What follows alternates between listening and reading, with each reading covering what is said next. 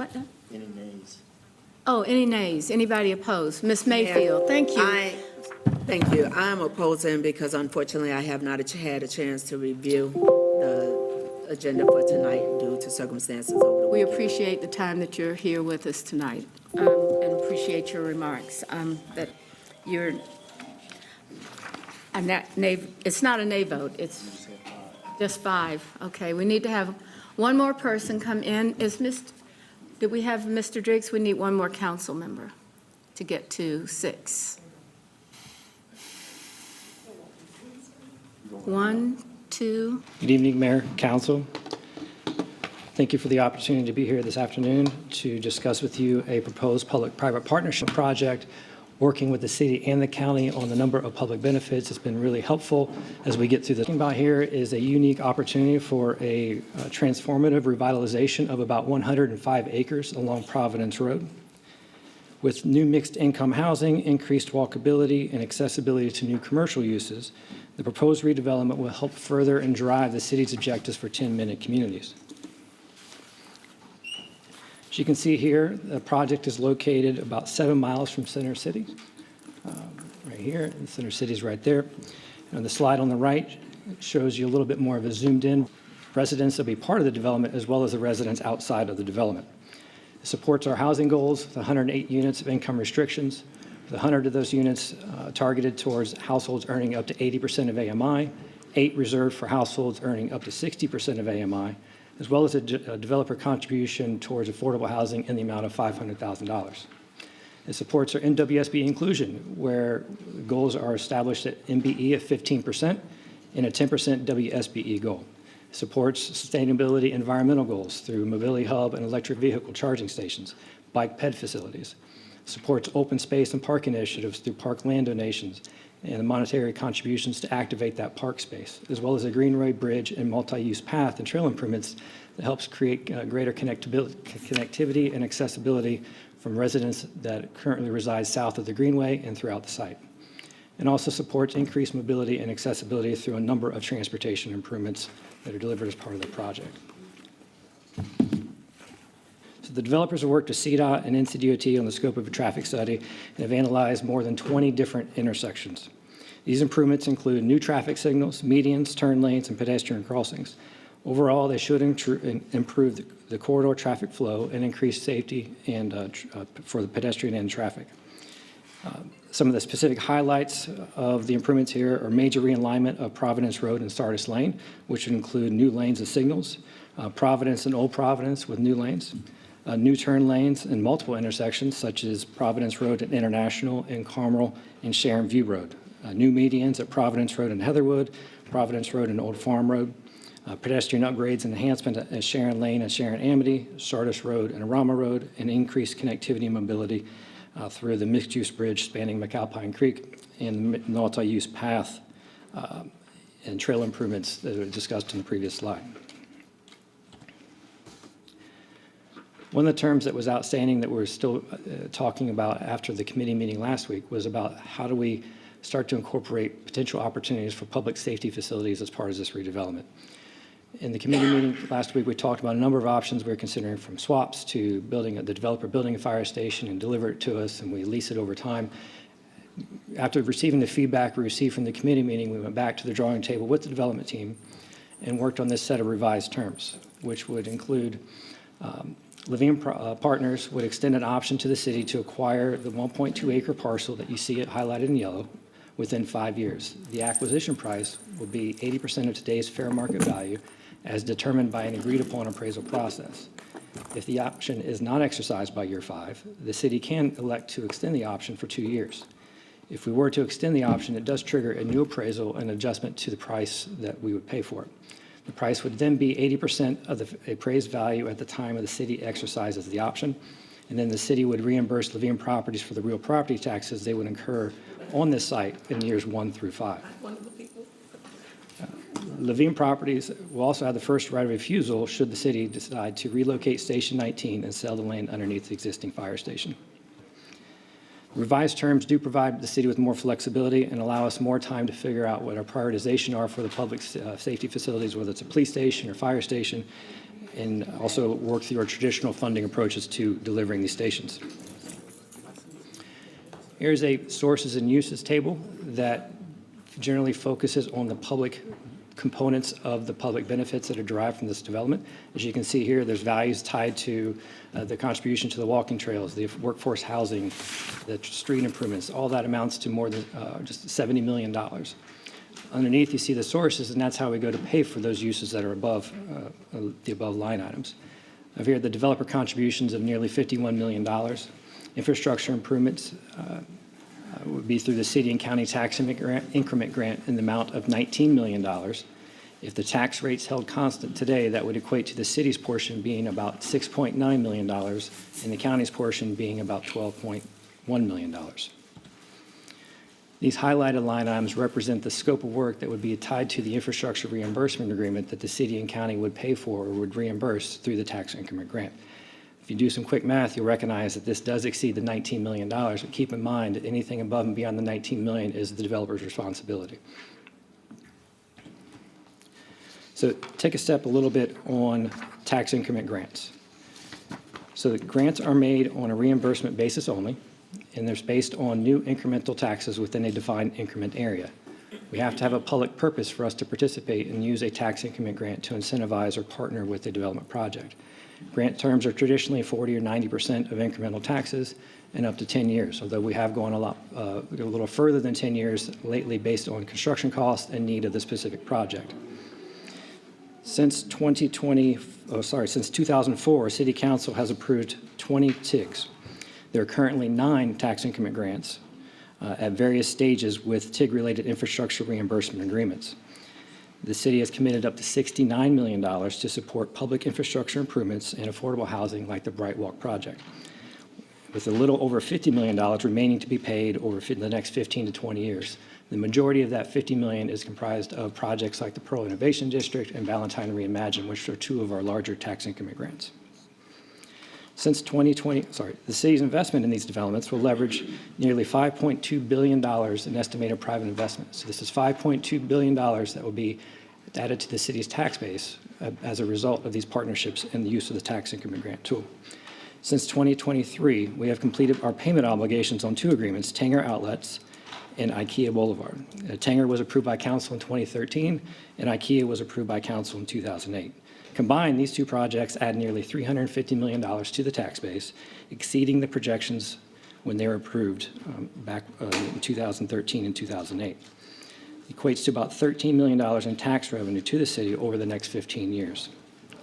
The figures do not include the impact that comes from additional sales taxes, job creation, and other development that's catalyzed by the projects that have come through the public-private partnership and use of the tax increment grant structure. For this particular project, the proposed TIG terms, we're estimating this project would generate $490 million of tax base created by the build-out in 2033. This represents an annual net incremental tax revenue increase of $1 million per year, a little over $1 million per year. When I say annual net, that means after the payments have been taken out, this is what this would return to the city in terms of tax revenue. Over 20 years, it represents about $20.7 million in net new tax revenue for the city. The TIG terms for this particular project are proposed to be 45% of incremental taxes over a period of 15 years, or not to exceed $19 million plus interest. Again, the city's portion of this, if tax rates held constant, would be $6.9 million, and the county's at $12.1 million. As always, the developer is responsible for any and all cost overruns, and the leverage ratio for this project is defined as 1 to 71. So what this means is that for every dollar that we put in, that the city invests, that we're getting $71 from the private sector in their investment. Our goals for public-private partnerships are generally 1 to 10. So meaning that for every dollar we put in, we have a goal of getting $10 of private investment. So this well exceeds the city's goal for public-private partnerships and the use of a tax increment grant tool. The MWSBE goals here are MBE for 15% and WSBE for 10%. A lot of times we get asked, what is our return on the investment that we're making on this property? Again, we talked about those a little bit in the previous slides, but to kind of sum up, the notable public benefits from the infrastructure improvements, the access management improvements, the increased connectivity. In addition to that, we're looking at housing affordability with the 108 units, with 100 targeting at 80% of AMI, 8 is 60% of AMI. The allocation of 1, 2, and 3 bedroom units will be consistent with the market rate units. So there's not a plan to actually have the affordable units to be just studios or 1 bedrooms. There's going to be the same type of allocation of those, the range of bedrooms as it would be in the market rate units. $500,000 developer contribution to support affordable housing. The developers will not seek LIHTC or Housing Trust Fund dollars to support the affordable housing initiatives. And we move into MWSBE goals, MBE at 15%, WSB at 10%. Again, the leverage ratio well exceeds our goal at 1 to 71. Parks and greenways, from the developer contributions to activate park space, to the land donation, to the increased greenway connectivity to and throughout the site. Also, partnerships to support our public facilities through a discounted land and a land option for the city to acquire for use in a later time. All in all, this project is expected to generate more than $490 million in taxable value that would not happen but for the tax increment grant. And then would also generate nearly $1 million or over $1 million in net new property taxes for the city. In terms of schedule, the P3 opportunity or the proposal was introduced to the county's Economic Development Committee on October 15th. They had a follow-up presentation on December 3rd with an anticipated BOCC decision in January. The city is currently reviewing the rezoning at the same time. The zoning committee approval on November 7th and anticipated zoning decision on December 16th. And then in terms with respect to the specific conversations around the tax increment grant, it was introduced to the Jobs and Economic Development Committee on November 4th, and it was brought back on December 2nd, where it was referred to full council for tonight's meeting for a potential decision. In terms of next steps, there is an RCA on this evening's agenda that lays out the following requested action, which is to authorize the city manager or his designee to negotiate and execute an infrastructure reimbursement agreement with L&R Development, LLC, for the construction of public infrastructure in an amount not to exceed $19 million to be reimbursed through 45% of the incremental city and county property taxes from a designated area over 15 years or until fully reimbursed, whichever occurs first, and adopt a resolution approving an interlocal agreement with Mecklenburg County for the Providence Square Infrastructure Reimbursement Agreement. You might be wondering who L&R Development is. L&R is the LLC that was created as a partnership between Northwood Raven and Living Properties, which helps make the tax increment grant agreement process a little bit more smooth, and the implementation of that agreement a lot more beneficial to the city and provides us greater certainty and clarity as we go through the agreement and finalizing the agreement in the process. I understand that may have been quick. Do you want to ask if there's any I want to ask questions? the manager if he wants to make any statement before we open up for questions. Is there anything, Mr. Jones? So thank you, Mayor, members of council, and thank you, Todd. You know, just a couple of things. One, as Todd mentioned earlier, we made sure that there was a touch base twice in the committee with this project, as well as the report out that night, as well as tonight.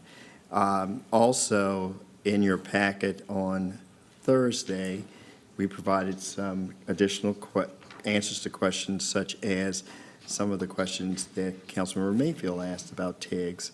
And so we believe we've given you a great opportunity to have this discussion and be prepared for the vote tonight. Todd, I want to make sure that we're all clear on one aspect. If you go back to the return on investment, so I guess your first block on the bottom left, the opportunity to acquire land, my understanding that's different than where we were a couple of weeks ago. Can you just walk through that so folks will understand Correct. What's new, what's different? So actually, if you don't mind, I'll go back to this slide, which is a little. So we were the existing fire station is outlined in red. That's sitting on about 0.7 acres. It was built in 1974, I believe, and it's about 4,000 feet. There's a desire to have a larger fire station in the area of about 14,000 feet. And at the point in time, it was discussed that maybe there's an opportunity to have something here where we can work with the development team to have a unique opportunity to deliver a fire station as part of this development. So going into the committee meeting last week, we were talking about what are the opportunities that we can possibly deliver a fire station faster and maybe even cheaper than what we normally do through our traditional means of doing so. After conversations in the committee, it was kind of discussed that maybe we don't go down a non-traditional route for funding or financing fire stations. Maybe there's other alternatives that we can go down to explore opportunities for public safety, whether that's a fire station, whether it's a police station, whether it may be something else, still as part of this 1.2 acre site that you see here that's outlined in yellow. So to provide us with additional flexibility, we went back to the table with the development team and worked well with them to figure out, okay, how do we provide the flexibility we need with giving them the certainty they have without actually requiring them to concede a lot more than they might be willing to do. So the new approach to this, as we're looking at today, is we're still contemplating that yellow area in yellow, which is about 1.2 acres. The Levine will extend an option for the city to acquire that property within 5 years of the rezoning approval.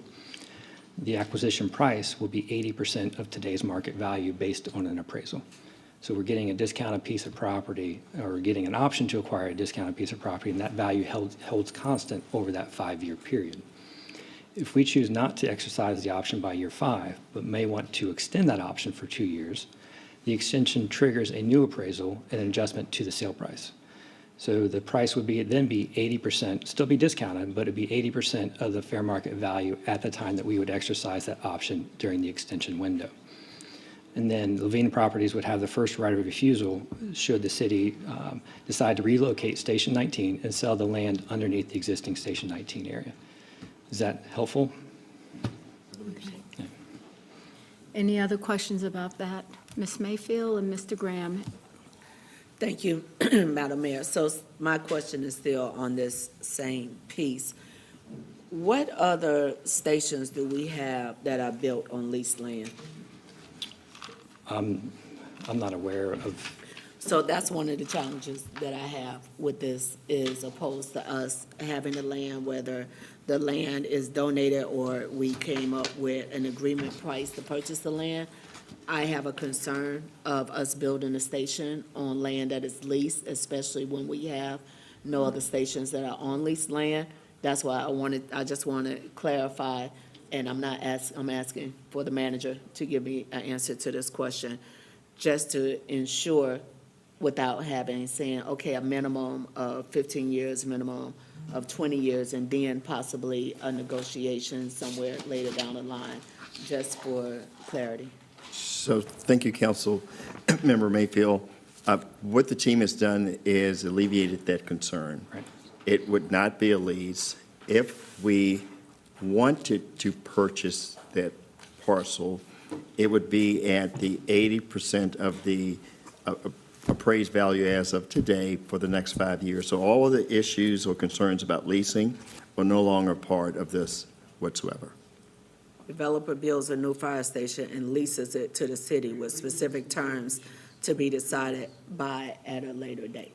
So Councilmember Mayfield, that's what was previously provided. Okay. The revised is what's before us now. Yes. So the revised is the extension, what triggers for the appraisal and the value adjustment, keeping us within that 5-year window, and that we will be able to negotiate at 80% of today's Value. price. You nailed So I it. wanted to just clarify since we did have a change in it, to say that this is the new language on it. Yes. Thank you. All right. Mr. Graham? Thank you, Madam Mayor. I just wanted to reiterate comments that the city manager made, that the Jobs and Economic Development Committee had 2 opportunities to study the proposal. Councilmember Bakari, who was the district rep, did a lot of good work in terms of working with the developer as well as keeping the committee informed, and I'll yield any comments that I have to the district rep if he has anything he wants to say in reference to the work that we did in the committee. Well, he does, but I wondered if he would like to be at the last. Mr. Driggs wanted to comment, and then we'll hear from Mr. Bakari. Could you talk about what the county's position is? They have the majority of the TIG. I'm sorry, can you? What do we know about the county? So the county, they have taken it to their Economic Development Committee twice. In the last committee, it's my understanding that they voted it out and referred it to the full board, which will be voted on and decided upon in January. Thank you. All right. Mr. Bakari, you want to wrap this? Yeah, I'll be very brief. We've talked about this an awful lot lately. I think we were at a very good spot when we brought it to ED last time. There was a little bit of confusion around the table as it relates to, are we doing something out of the ordinary and the lease approach or all of that? So I think the city staff and the development team came together and just really simplified that, made sure that we have the ability to go down a path with a locked-in-place purchase price for a period of time, so that, whether it's a fire station or something else, we have that ability, but we don't jump the normal process, to your point, Mr. Driggs, of going through prioritization and bonding and things of that nature. So I think it was an elegant approach to a large, complex deal. And when you look at, the leverage ratios, when you look at the community benefits, both to the county side and then to the city side, the touch points to affordable housing, and in my perspective, most importantly, Providence corridor and the fact that it's not getting any better. And if we don't start taking some initiative into our own hands and figuring out meaningful ways to push that ball forward, we're never going to get anywhere. So my hope is we have many more meaningful conversations about Providence and other like corridors that are just choked. But we also find ways to, in public-private partnerships, to just start moving the ball forward. All right, thank you, Mr. Bakari. So this is on the agenda for a vote tonight, so you can have an opportunity again if you want to speak to this as well. So I'm going to go back and see if we can do the consent agenda. Is there any consent agenda that anyone would like to have for a separate vote or a comment? Ms. Johnson? Thank you, Madam Mayor. If we could just pull items 44 through 46. 44 to 46, Yeah, okay. I sent them over to Ms. Harris earlier. I do see the comments, but we have members of the public that just wanted to hear some information about it. All So, right. thank you. So do you want to, Just for discussion. all right, Ms. Mayfield? Thank you, Madam Mayor, and thank you for giving me a chance to review some of the items. I want to pull out 31, 41, 41, 45, and 47 for discussion. All right. So can I have anyone else that would like to have something on the consent agenda changed? Okay, hearing none, let's have a motion for the consent items 30 through 54, with the exceptions of 31, 41, 44, 45, 46, and 47. We have a motion and a second. All in favor, please raise your hand. Anyone opposed? All right, we don't have anyone opposed to that. So I think that Ms. Johnson was first in asking for the exceptions. So Ms. Johnson, you want to start off with 44? Yes. Okay. So 44, I had asked what the reason was for the change order or the increase in the contract. Yes, ma'am, and I don't know if you've had a chance, but there, at your desk in front of you today, there's a little bit more information that the Aviation Department provided, and this is a change order for actually the construction manager at risk. And you probably do not recall, but back when they brought the original contract, they did make sure and note that council will be asked to consider action on a future business agenda for a guaranteed maximum price contract for the CMAR. So that's what this is before you. It was anticipated. It's not unexpected. Okay, so now the total is about 40 million, is that right? Sorry, I lost my page. And that's an increase of how much? Yes, There you, thank you. $42,765,163. Yes, ma'am. And so the change order is for 39 million, to your point, because before it was more the design and the planning, and this is the actual construction manager at risk contract, the bulk of it. Okay, thank you. Thank you. All right, let's go to 45. I asked that you explain the 1% good faith effort. Yes, ma'am, and thank you for that. And I did talk to Charlotte Airport, and Stephen Coker gave me more information as well. And this was one where the 1%, there was a lot of effort trying to get participation, and actually, this was the second bid. The first bid, there was 0 people bid, and then this is the second time it went out for bid, and we got 1 bid, and we did work diligently with them, try to increase the participation. A lot of the trucking vendors had gone, it says, to help in the western part of the state, and CBI did partner with the airport to actually call some of the vendors to make sure they'd been reached out to. But the 1% is the best we could do, and the good faith efforts are, they earn 60 good faith effort points. They have to earn at least 50 to show that they reached out and tried their best, and they actually got more and got 60 good faith effort points. Wow. Okay. The next one is 40, let's see, that was 45. Oh, it's 45. Let's go to 46. Thank you, Madam Mayor. So this contractor looks like they established and met the contract goal and committed 21% of the bid to MWSBE. Yes, So my ma'am. question, I saw that there were DBE firms. I wanted to know how many of the, or the breakdown of the DBE versus for minority businesses or SBE. So you've given me that breakdown. So I Yes, ma'am, and to your appreciate point, it's still 16% of the total contract that's with the minority owned. that. Thank you. All right. Our next one is 47. Airport ramp snow. I think that was. Ms. Mayfield, was 47 yours? Yes, ma'am. That Okay. one in 31. Thank We you, recognize Madam Ms. Mayor. Mayfield. Marie, I'm trying to figure out, as was mentioned with the last one, where one went out and then we normally send it back out. This one also notes that we only had 1 response received. Why didn't this one go back out? Because it's a service. And for a construction contract, we're required by law to bid it out. But if there's a service and they've already done the reach out and try to get vendors, you don't have to rebid it again. So because when it's a service, we don't have to send it back out. We can accept just 1 Yes, ma'am. proposal. Thank you. All right. I believe that those 31. 31 is Parkside Crossing Townhomes Development Reimbursement Agreement. Thank you, Mayor. As we just saw, we had a number of potential partners that were not able to meet the goal. So what do we have in place if this 8% and 4% are not met?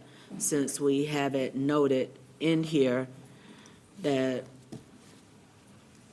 the WBE contract goal on all work tied to this agreement is based under these numbers. What do we have in place if these numbers are not met? So before we even sign the contract, CBI will negotiate, it says a minimum of this. So it's like any other contract, we hold them accountable, but So here's the challenge that I have, because CBI identified on, well, what did we just go through, Councilwoman Johnson, 46? CBI identified a minimum goal of 5%. The vendor said they can come back with 1.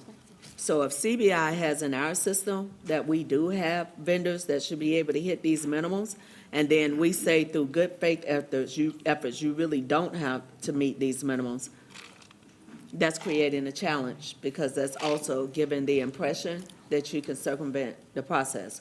So for me, it will be helpful to know, 1, does this come back to council? So I guess this really be a question for you, Mr. Manager, before this moves forward, or if this is approved tonight, we're just saying, hopefully we can get the 4 to 8, but if not, it would then be in your court to decide to move forward versus coming back to council for us to have a chance to review it again. Let me verify that with Marie. yes, thank you, sir. And no, this one would not come back to council. I have a problem with this. This, for me, because we've just had a number of items just tonight where the goals were not met, and then through good faith efforts, they were able to circumvent the goals. We put a lot of investment into CBI. Is CBI has identified these minimums. These aren't even maximums. And we have now opened it up to over 120 counties versus just focusing on Charlotte-Mecklenburg. I have concern with, one, are the goals that are being set aligning with the businesses that we have, or aligning with businesses that we should be targeting and identifying, and ensuring that we are meeting these goals to ensure that we get as much access to job creation as possible for our small businesses. And Madam Mayfield, if I may, we'll definitely follow up, and I'm sorry, I don't know enough about it, but I know CBI works with the departments and has a lot more processes and checkpoints in place, but we can definitely follow up and get you that one, not just specific to this, to all the reimbursement agreements. But Mr. for this one, Jones? it would become, I would be comfortable, manager, if this would be one of those that comes back to us. Well, what I'd like to offer, Councilmember Mayfield, Mayor and Council, we're a little different than many of the other jurisdictions in North Carolina in that we require a CBI certification over and above the hub certification, which is the 100 counties. So at some point, maybe even before the retreat, we have to have a conversation about whether or not we are taking a lot of efforts, and I'll use this example, creating a pond of about 1,600 vendors when there's a lake that's the entirety of North Carolina that we can fish in. And so before the last disparity study, that made a lot of sense to me because we had localized it. But now we have opened this up to 100 counties. So I would just say, as Willie Rashford says, sometimes the audio doesn't match the video, and we need to think through the lake versus the pond. But are you bringing this back to us before a decision is made? I just don't, I think a one-off like this, I would prefer that we didn't. If that's a policy that council wants me to bring all these back, I would hope not. But I would say that there are going to be instances like this. What I would also say, some things are actually working well, like construction manager at risk, where we had a facility that we couldn't get 3%, and now I think it's past 15, maybe even 20. So I guess what I'm saying is, as we are opening this up to, I guess, explore how we can do a better job, I would hope we don't strap me with a bunch of administrative issues as we start to look at the bigger issues, which I think can get more participation than we ever had before. So I'm going to be a no vote on this because the challenge that I have is one-offs lead to bigger conversations. So as it comes before us, I'd like for us to attempt to address it. But again, it might just be me that have this particular concern. So there's 11 members. My one no isn't going to make that big of a difference, but it is something that I need us to not look at it as you mentioned, a one-off. This is a project that is in front of us. Here's the concerns that I have for it. It will make more sense to just put it into the queue for when that time comes and they've established their goals to run it back through. That's not a big ask to me, but if there's a challenge with it, then when we go back through and vote on individually on these that we pulled out, then it will either be a yes or a no vote. All right. Any other comments or questions on this one?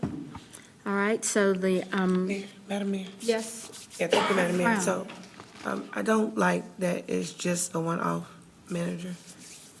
Just a one-off, that language is concerning. I'm sorry, maybe, let me say it a different way. Right now, there are some things that council has delegated to me and some things that you will vote on. And so, and I apologize for the language. So if all of these need to come back to you, I'd rather all of them come back to you as opposed to singling this one out. And that would be a policy that the council would have that's different than the policy now. Right, yeah. So I appreciate you coming back and saying that. I just said the just one off because we are responsible for the just one off. And I just want to make sure that the language was kind of corrected because I don't know that the just one off is not what you meant. but it came out, and I just wanted it to be clarified in the language for how we proceed and how we move forward. Understood, thank you. So I think that, we've been having this conversation in the governance committee, and I think we can continue, and perhaps at that point, we can explain the difference between the lake and the pond, or the pond and the ocean. But I think that it's going to be a matter of how do we get the work done, and how do we make sure that we're giving people opportunities. So I know, Mr., are you going to take this on for us? Oh, it's already in committee. It's already in committee, okay. Well, why don't we wait and see what the committee recommends, I think, Ms. Mayfield, and then we'll have a little bit more information. Okay? Mayor, can I just? Yes. Just one point of clarification. I do think a little bit with Councilmember Mayfield, I think can get all of us comfortable. When you look at the language, say the CBI office would negotiate a minimum of 8%. Why didn't we establish that as the goal? And so I think there's a difference between negotiation and setting the goal. And this right here is saying we're going to negotiate. Why couldn't a goal be set for 8% of MBE and a 4% for WBE? And thank you, that's a good point, but for this, it says a minimum. So this is letting council know we're comfortable with 8, but if you set 8, we can do 8, but this is to negotiate a minimum, so hopefully doing more is the staff's point on that. I think there's a confidence level better when it is established aspiration goal of 8 than a negotiation minimum. Because the negotiation applies, it could meet the goal, it cannot. When you establish a goal, aspiration goal, I think we all feel comfortable that's going to be the target. So I think, I'm going to speak personally for myself, the language to me would be a little stronger if it said MBE, 8%, aspiration goal, 4% WBE. Take out the negotiation, because the negotiation, it could sometimes work for you or against you. Thank you. Okay. So now you know what you need to do in committee. Yeah, no, All got right? it. So we're going to continue to work on this in committee, but tonight, I would like to see if we could have a vote on Parkside Crossing Townhome Development Reimbursement Agreement, and we would make sure that this example goes into the committee for discussion and recommendation, hopefully for our retreat, because I'm sure that we're going to have some discussion about that. So all in favor of the Madam Mayor, I'm sorry, I hope I'm not misspeaking, but I believe it's 31, and the clerk can help me, 31, 41, 44, Yes, all the way down. 45, 46, and 47. Okay, thank you. Okay. But we So we need to have a do those motion for separately. those items that were opted for discussion. All in favor of those options, of those items? Did we get the motion? I thought we Sorry. did the airport things, didn't we? Do you have 40, did we do 41? Did you have? CATS Enterprise Software. Who had 41? I have. Okay, Ms. Mayfield, I'm sorry, excuse me? No, well, Mayor, what I was asking is, were we going to vote on these individually, or were you going to do them in a group We'll again? vote on them individually because I Okay. know that it's not a unanimous vote. Thank you. So 41 was the same question as far Okay. as the 5% participation goal. You got that? And that Ms. still Mitch? goes back to the Same conversation question. of us setting a goal, working with our department. Goals are being identified, but these goals are not being met or exceeded. All right. All right, so I'm going to go down the list and ask council to raise their hands to approve or not. All right, item 31, Parkside. I'm sorry, Mr. Bakari? We need a motion, Yes, don't we? I need a motion. Move to approve. Second. All right, we have a motion to Parkside Crossing. All in favor? Raise your hands. 1, 2, 3. Anyone, 4? All right, I got 4 people, 4 members, okay? So that fails. Any opposed? I'm sorry, who did, Opposed? Did you ask for opposed? all right, oppose. 1, 2, 3, 4. Ms. Watlington, I don't think I got you on the list. Can you give me your vote, please? Parkside Crossing, 31. Ms. Anderson, is he? I think, we have to take this seriously. No, I so- am, but I'm Okay. surprised. Okay, actually. all right, so let's come back. We have a motion on the floor for item 31, Parkside Homes Developer Reimbursement Agreement. All in favor of that, please raise your hands. 1, 2, 3, 4, 5. We have 5 now. Count Dante. Dante's right behind us, yes. So we have 5. All right, all opposed? 1, 2, 3, 4. Everybody has an obligation to vote. So let's, and we're down 1. I know, but that's still, I don't think that Ms.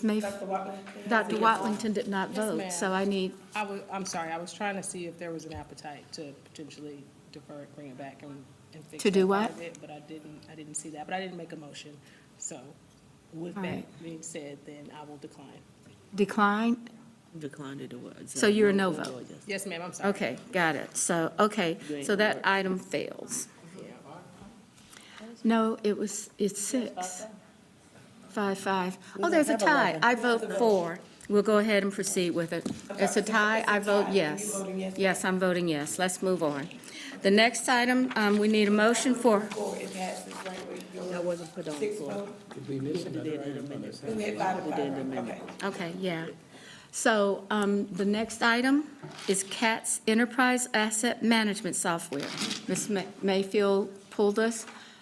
Do I have a motion? Move to approve. Second. We have a motion and a second. Any discussion? Hearing none. All in favor, please raise your hands. 1, 2, 3, 4, 5, 6, 7. That passes. Thank you. The next item is airport We still need to go on are record. negative, are Any opposed? opposing? 1, 2. All right. So the next item is Airport Concourse D renovations construction. Do I have a motion? Move to approve. Second. And we have a second. Any further discussion? I think we've had enough. All in favor, please raise your hands. That is passes. Of all of those that oppose, please raise your hands. So we have 1 in opposition. Okay. The next item is Airports Engineered Materials Arresting System Maintenance and Replacement. Move to approve. Second. We have a motion and a second. Any discussion? None. We've already had the discussion. All in favor, please raise your hands. All right, that passes. The next one, or who's opposing? Always setting goals if we're not gonna meet. All right, Ms. Mayfield opposes. All right, the next one is the Airport Fourth Parallel Runway C1C, 19C, and Connectors Construction. Move to A approve. motion? Second. Motion and a second. All in favor? Anyone opposed? All right, anyone opposed? All right.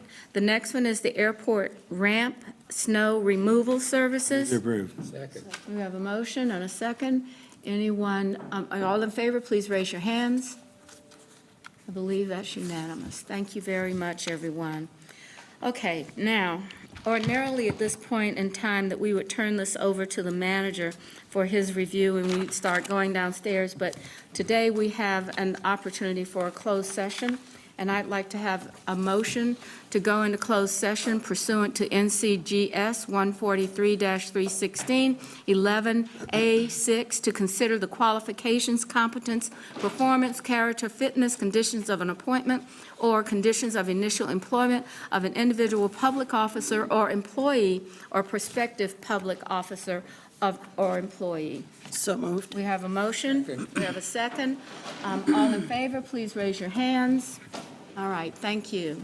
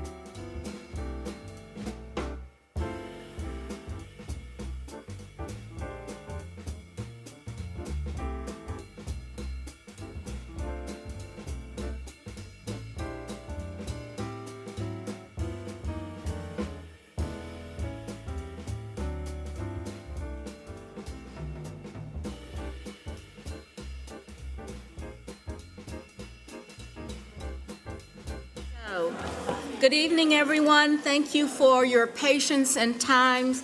I do know that we are really grateful when you come to our meetings and participate with us, and so thank you for that. But sometimes we have to actually learn to participate with each other, and that's what we were doing for a little while. So thank you very much. So I want to call the council business meeting for December the 9th to order, and we'll start with the introductions, and we'll start with our city clerk. Stephanie Kelly, City Clerk. Good evening, Marjorie Molina, District 5. Good evening, everyone. James Mitchell at large. Marcus Jones, City Manager. Vi Lyles, Mayor.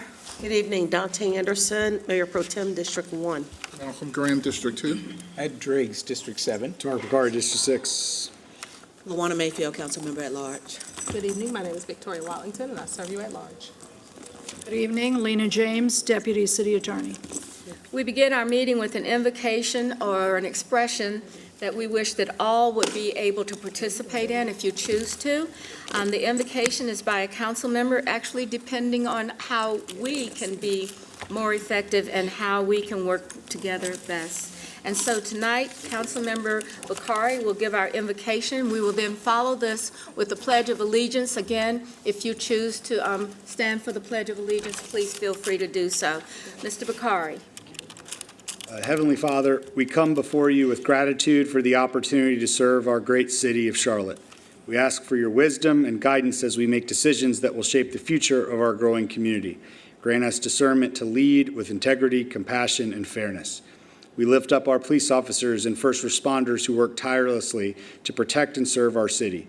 Bless them with courage, strength, and safety as they perform their duties. May they feel the support of this community and know the impact of their service. In your name I pray, amen. Amen. Thank you.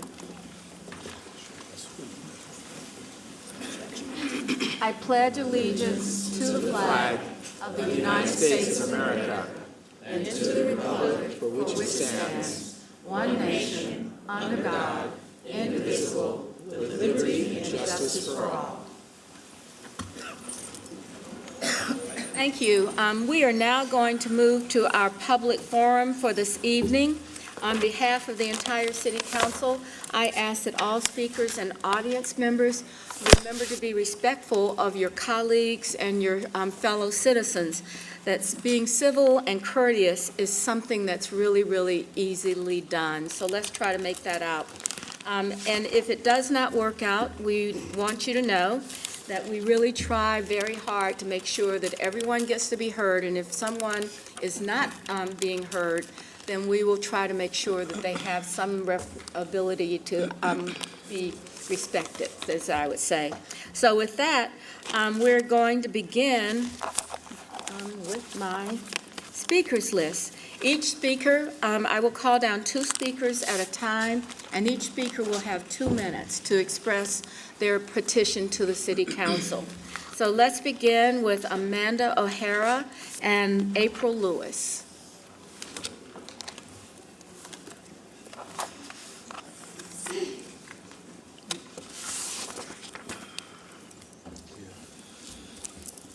Mayor. 2 minutes, yes. I thought I said 2 minutes. Okay, thank you. 2 minutes, you have 2 minutes to speak. Please give us your name so that we can make sure that we recognize you. Yes, my name is Amanda O'Hara. Please, go ahead. I am here tonight to speak about the Keep Charlotte Beautiful program. The overwhelming majority of volunteers do great work to keep our city clean, but as the saying goes, it takes one bad apple to taint a program with good intentions. When we think of Keep Charlotte Beautiful, we think of volunteers picking up litter and trash, but it goes beyond that. This program is allowing individuals to perform the legal and often contentious duty that should be the responsibility of our code enforcement. That is patrolling a neighborhood and acting as an HOA when it doesn't exist. This was clearly not the intent envisioned by the architect of this program. There is an individual who violated their assigned and approved territory and trespassed on private property in a neighborhood to remove signs that I placed with multiple neighbors' permission to honor a deceased 98-year-old neighbor who was a World War II nurse and 2-time leukemia survivor. These signs had American flags, a pinwheel, and a handwritten note written by another neighbor. The offending individual and her husband were caught on tape trespassing and removing signs. When caught by one neighbor, this volunteer admitted to taking the sign off personal property and admitted in an email to a city employee that these signs honoring our neighbor were trashy looking and aggravating to see up. This behavior outside the scope of this volunteer's territory is a duty and responsibility that should be the responsibility of code enforcement. This individual was further emboldened by the city of Charlotte as part of a program with lax oversight that allowed her to weaponize code enforcement duties under the guise of the Keep Charlotte Beautiful program. Immediate changes have been implemented because of the awareness I have brought. For example, this individual's association with Keep Charlotte Beautiful is through a third-party association and not directly affiliated with the city. Therefore, there is no tracking of who is involved with this program. Per the city's own rules for this program, the individual should only act within their territory and present a document showing they are part of the program. This was not done because the individual likely did not sign a waiver or agreement directly with the city. I will wrap this up by saying my ask tonight is that you review the information I provided to each of you and ensure changes are made. Thank you very much. Thank you very much. We understand that we have gotten your information, so we do. Thank you, Mayor. I would just like to ask while I have Mr. Jones' attention, if I could get a document just by the city. No, we can't do that. If I do that, Mr. Okay. Jones will be the most popular man in the room. Okay, I just need a document from the city. Thank you. All right, so our next speaker is April Lewis. April, where are you? Upstairs. Thank you very much. We can hear you. Go ahead and begin. 2 minutes. Well, not yet. Hang on. No. Ready? Yes. Now? Yes. Okay. Y'all gonna have to tell me when I don't have a buzzer up here. You can start now. Okay. Good evening, council members. The lamplighter in crisis before us isn't just about one property, it's about Charlotte's future. In August, we stood here with resident Alicia Harvey and owner Dee Patel proposing a stabilization center. Within weeks, that vision collapsed into chaos. Utilities cut off, sewage backage, and residents facing systemic displacement. The pattern is clear. Property owners exploit legal loopholes, leaving taxpayers to cover the cost of displacement. Mr. Archie's bank statements prove consistent payment, yet he lived without basic utilities, just like his neighbors. But we have solutions. The property at 1700 Montana Drive presents an immediate 90-day rehabilitation opportunity, a chance to properly to support displaced residents from both Lamplighter and Tanglewood. This would become the stabilization center we originally envisioned, providing crucial transition time for residents facing barriers like background checks, limited income, or credit challenges. To prevent future crises, we need 3 immediate actions: mandatory code enforcement hearings for negligent property owners, a community stabilization fund to protect displaced residents, comprehensive tenant protections with real enforcement power. These aren't just housing issues, they're human issues. The Lamplighter residents include healthcare workers, service industry employees, and seniors. They organized community cleanups, supported each other, and worked towards solutions despite every obstacle. While we appreciate the emergency response burdening taxpayers with the cost of private sector negligence isn't sustainable, the Stabilization Center model offers a new paradigm, one where we prevent crises instead of just managing them. Tonight, I urge this council, let's transform this crisis into a catalyst. The property is ready. The community is mobilized. The residents are willing to be partners. The time for bold action is now. Let's create a Charlotte we can all be proud of. Thank you. Thank you.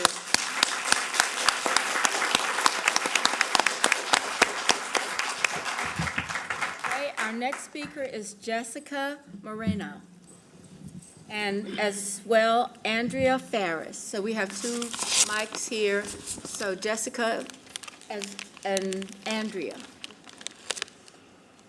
Please come down.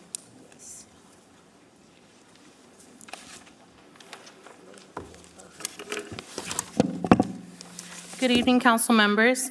My name is Jessica Moreno. I'm here as an advocate for stronger housing code enforcement in our city and to highlight the urgent need for action to protect families like those in Tanglewood Apartments and Lamplighter Inn, who have been uprooted and harmed by the failures of our housing system. First, stronger and more aggressive code enforcement could have held the owner accountable for the deteriorating conditions, and relocation efforts should have started with the moment it became clear that the property owner was unwilling or unable to comply with basic housing standards. Secondly, relocating families to hotels is not a sufficient solution. households, especially with households with children. We need, when displacement occurs, it destabilizes families, disrupts children's education, and pushes people closer to homelessness. This is unacceptable in a city as prosperous as Charlotte.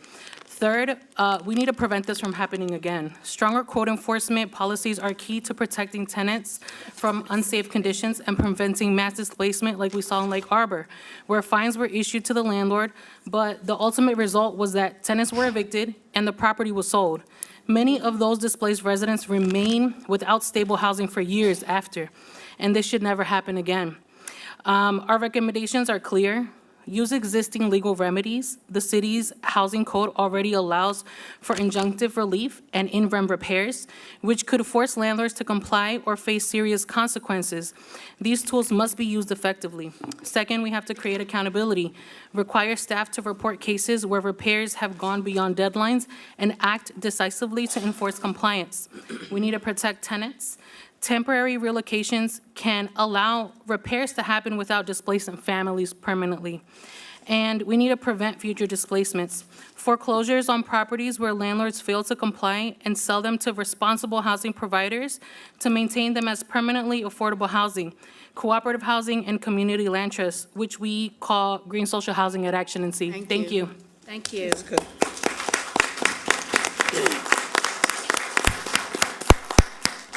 And if you would give me your name, I'd make My sure- name is Andrea Ferris. Okay, Ms. Ferris.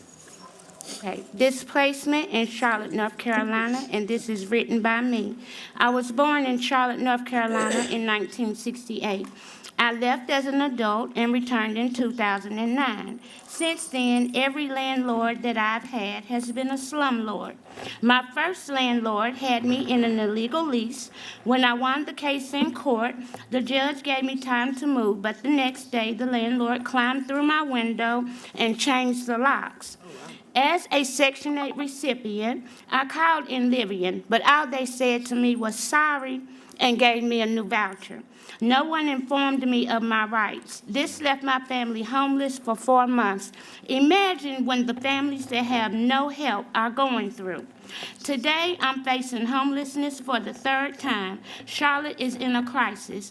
As of June 2024, 2,784 people were homeless, and many working full-time like those at Charlotte Douglas Airport are living in storage containers. Rent has skyrocketed 27% during the pandemic, forcing families out. Corporate landlords own over 11,000 homes here.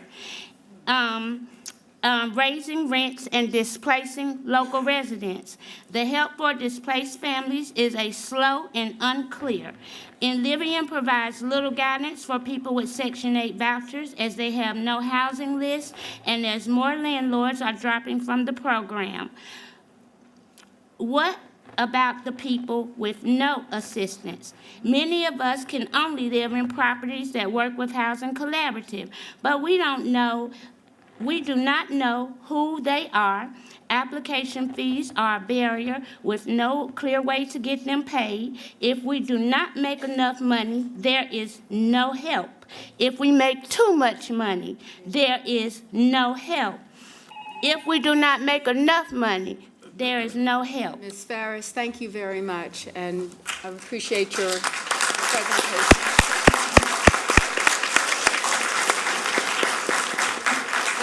Our next speakers are Carolyn Toney and Shadavius Billings.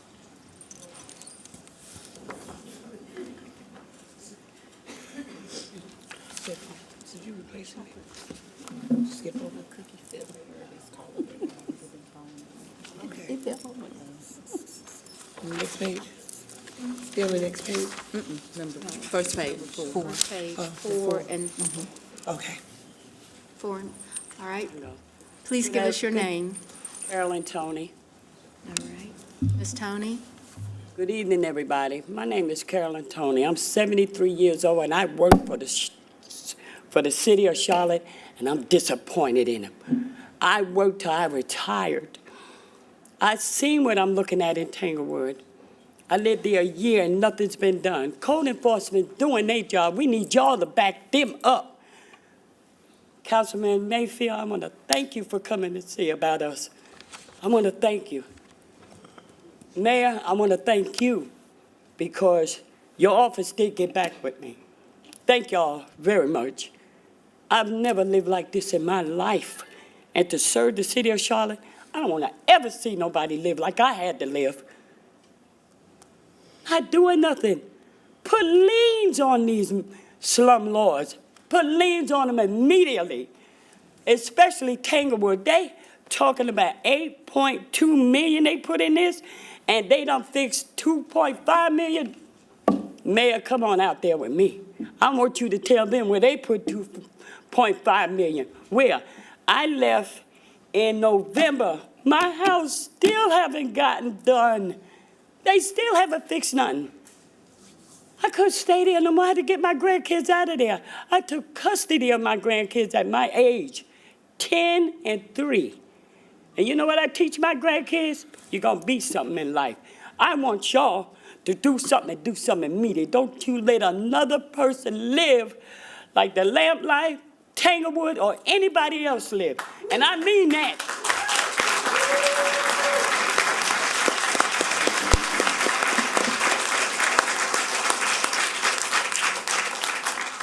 Ms. Billings? Good evening. My name is Shadavius Billings. I am the great-great-niece of Sam Billings, born a slave and first recorded African-American landowner in Mecklenburg County in 1892. He also donated land to other African-American families in his community. Isn't it ironic that even after such a contribution was made, by my ancestor, I still face such a horrific and unfair situation of displacement? How fair is it that landlords are able to charge what they want and I still have to pay, but they don't have to maintain or fix anything? Every year they go up on the rent, but not on the service. Me and my children have lived in very poor conditions such as mice infestations, roaches, mold exposure, just to name a few. The problem is my credit gets ruined and they sell the property to avoid city fines while still making a profit from selling it. In my life, me and my children have been displaced 5 times to no fault of our own.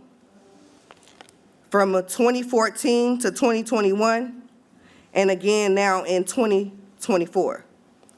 These places include Charlotte Housing Authority, to Airport Parkway Inn, Lake Arbor Apartments, Bottom Line Realty, Tanglewood Apartments is the last stop. I stand here today pleading with the city leaders to implement stricter regulations that could hold landlords accountable for their actions and ensure that they provide habitable living conditions for all tenants. We need you to provide a better, stronger support system for families who have been displaced by addressing the housing shortage. Thank you very much. I'm sorry. Thank you. No, don't be sorry. Just trying to keep everybody fair. All right. Our next speaker is Shanquilla Steele and Archie Hopkins. Shanquilla Steele and Archie Hoskins. She didn't make it tonight? All right, thank you. So Arch Upstairs is up top. upstairs, as soon as he gets settled, we'll be okay.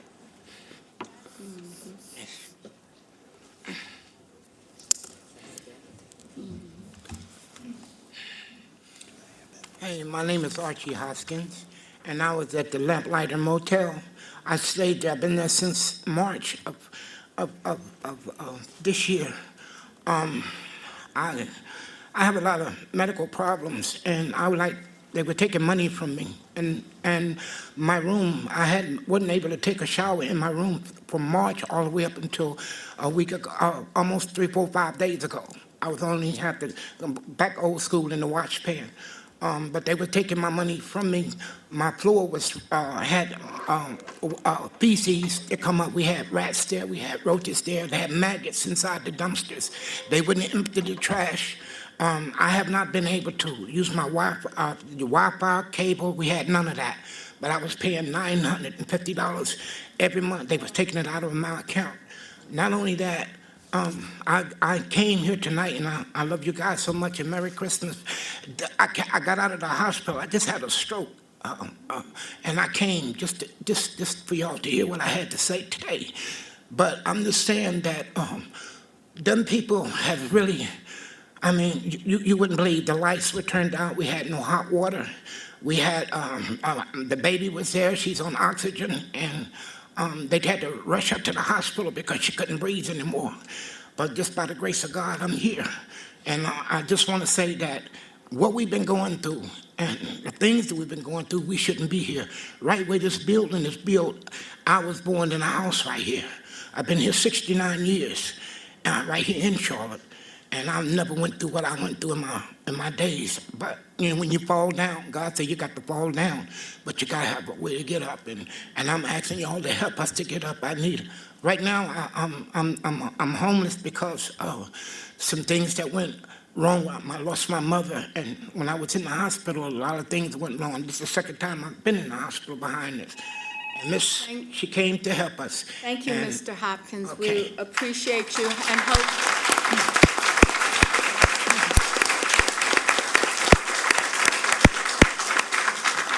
We hope for better health for you.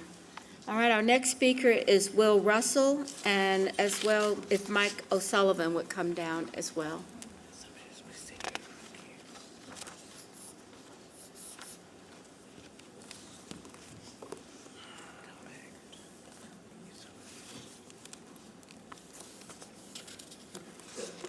Mr. Russell? Will Russell. Mayor, members of council, thank you for having me this evening. And I want to open with a little bit of scripture here coming from Philippians 2nd chapter, verses 3 and 4. Do nothing out of selfish ambition or vain conceit. Rather, in humility, value others above yourself, not looking to your own interests, but each of you to the interest of others.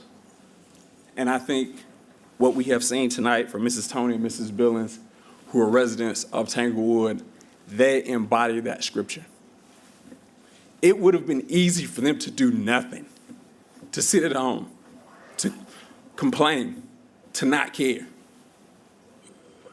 But they decided to do something. They decided to let their humility speak in front of others, to put themselves out in front of others, to talk about their struggles and their hardships. And now I ask you to do the same. It's going to be difficult for you because you're elected officials.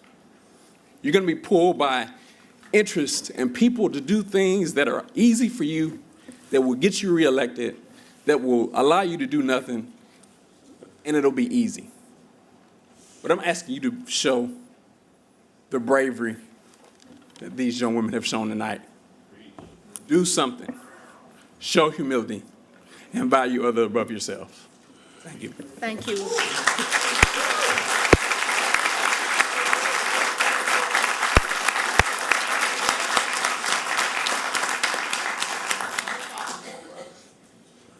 All right, Mr. Sullivan. Good evening. I'm Michael Sullivan from the One MEC team. We've been reviewing, excuse me one second. We've been reviewing the city's publicly available housing code violation database. You might guess that. Sorry. Did I hurt you? No, go ahead. You might guess that going through all that data might be boring, but I think you've heard from people tonight. It tells a tale of real human suffering. It shows that many families are living in deteriorating buildings. They're subject to unsafe and unhealthy conditions, dangerous wiring, leaking plumbing, rotting wood, mold, the works. What we found is that 916 housing code violation reports issued within the last 2 years remain open. This may not seem like a high number for Charlotte, but remember, many people are afraid to complain. They fear being evicted, even though that type of retaliation is supposed to be illegal. And some of these inspection reports have 20, 30, 40 violations or more in the single report. Take a moment to imagine what a family living in a squalid apartment with 40 violations is suffering through. What's worse, there are 12 multifamily complexes that have 11 or more housing code violation reports. Complexes that have multiple violation reports are often in very poor condition, with scofflaw owners ignoring the violations and the fines. For example, consider the Tanglewood Apartments. The complex has a long history of open violations. After years of taking rent and not doing the repairs, the owners are now forcing the residents to leave, creating another mass displacement the city and partner agencies must scramble to remedy. To prevent families from living in deteriorated buildings at risk of displacement with owners abusing the system, we employ the City Council to adopt a policy of strong housing code enforcement. Let's clean up these unsafe and unhealthy living conditions. We already have the laws we need to do this. Now we need the political will to take action. The next speaker, Ted Follett, will talk more specifically about our recommendations. Thank you. All right.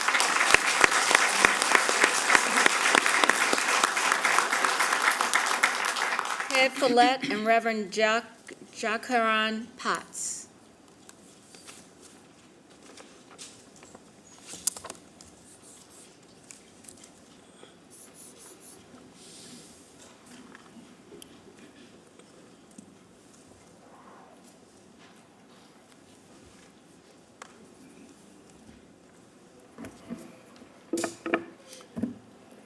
Mayor, members of City Council, I'm Ted Follett. I'm a retired attorney. I was with Legal Aid of North Carolina in Charlotte for 44 years, representing low-income tenants and black community organizations across the city.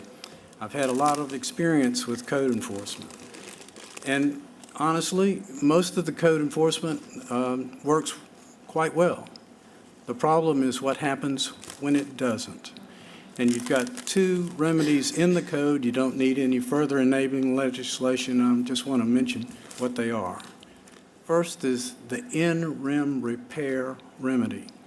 As far as I know, it's never been used to do repairs in the multifamily deteriorating apartment complexes in the city. You've got the power under the code after the final order has been issued and ignored by the owner to put out contracts put out bids for contracts, make a contract with the builder to go in, do the repairs that the owners were supposed to do. Then if they don't pay you, you can put a lien on the property. If they don't satisfy the lien, you can foreclose on that property, and then you become the title owner. That gives you the opportunity then to convey the property to a responsible housing provider that will maintain it in good condition and affordable. The other remedy in the code, which can be used in tandem with the in-rem repair, allows the council to instruct the city attorney to bring a judicial injunction against the owners to do repairs that must be done immediately. I'm talking about imminently dangerous conditions like inoperable plumbing, unworking heat, collapsing floors and roofs. You can do that. You would make a lot of progress. Thank you very much, Ted.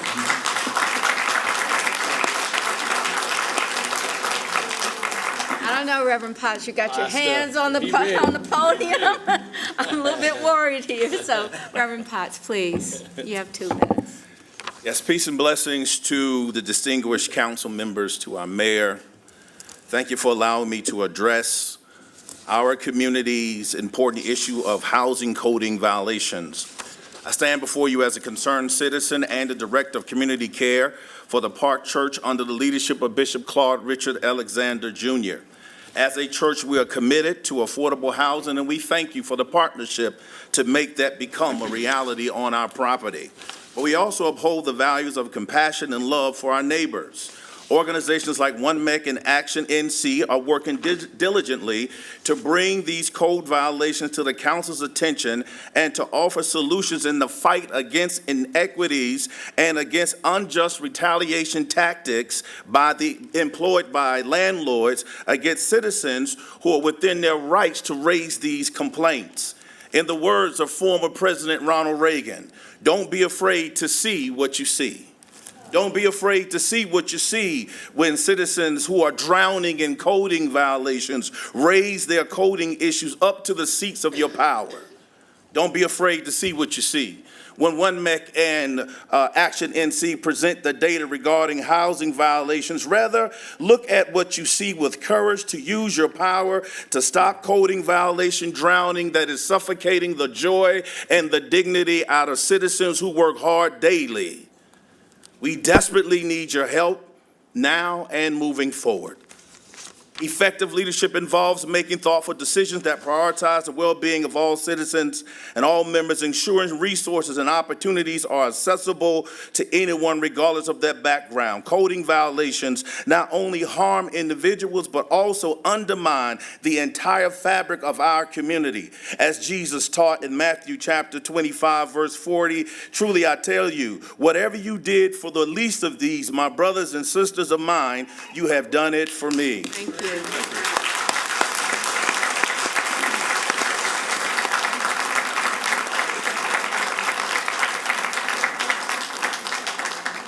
All right, our next speaker is Kathy Lindert, followed as well with Kate Cruz, I believe. All right.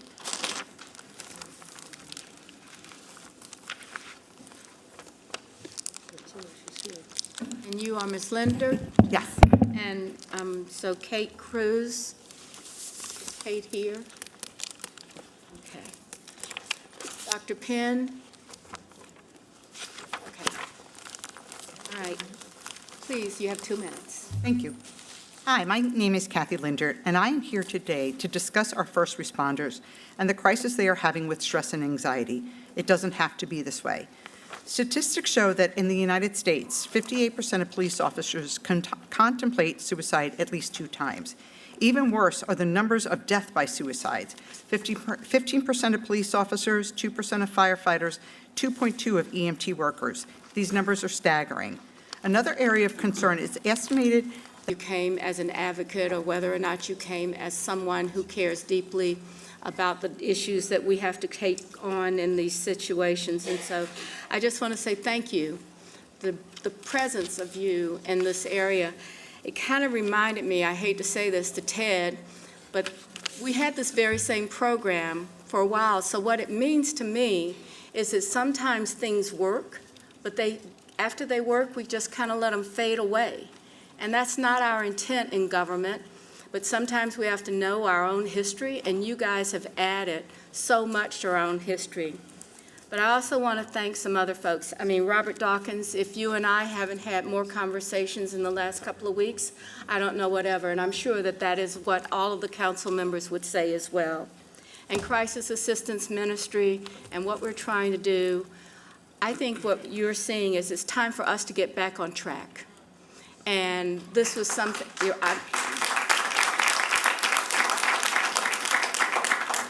I just have to say, when Ted was a young man with lots of hair and everything, he actually came up with this program, and he said, we have to do something about landlords that are not following the rules. And what he has said tonight is that that's what's going on right now, and we have to begin to adjust to what's happening. There are too many of you out here that care deeply about this community for us to not do the things that we have the power to do. Thank you, Pastor, for saying use your power, because power makes a difference for everyone in this community. So early in November, I made a policy referral to our Housing and Safety and Community Committee. The chair is sitting over there. She's fanning a little bit right now.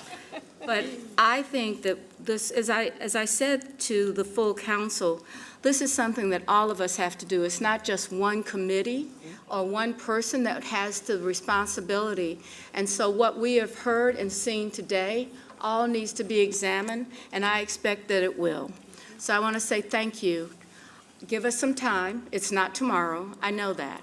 But I do know that this has worked before, and it can work again. So thank you very much for what you've done. Thank you. And that's the end of our public forum.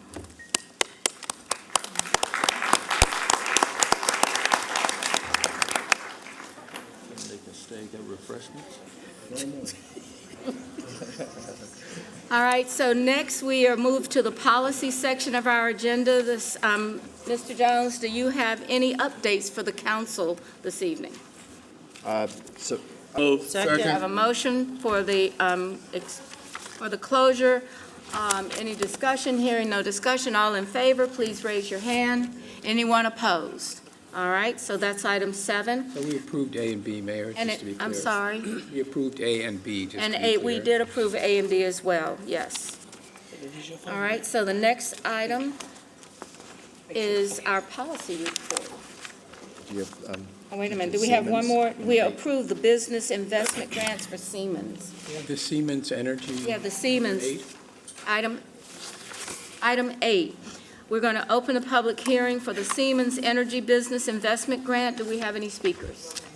No speakers? Move to Do we have approve a A and B. motion? A and B? Second. We have a second on A and B. Any discussion? Hearing none, all in favor, please raise your hands.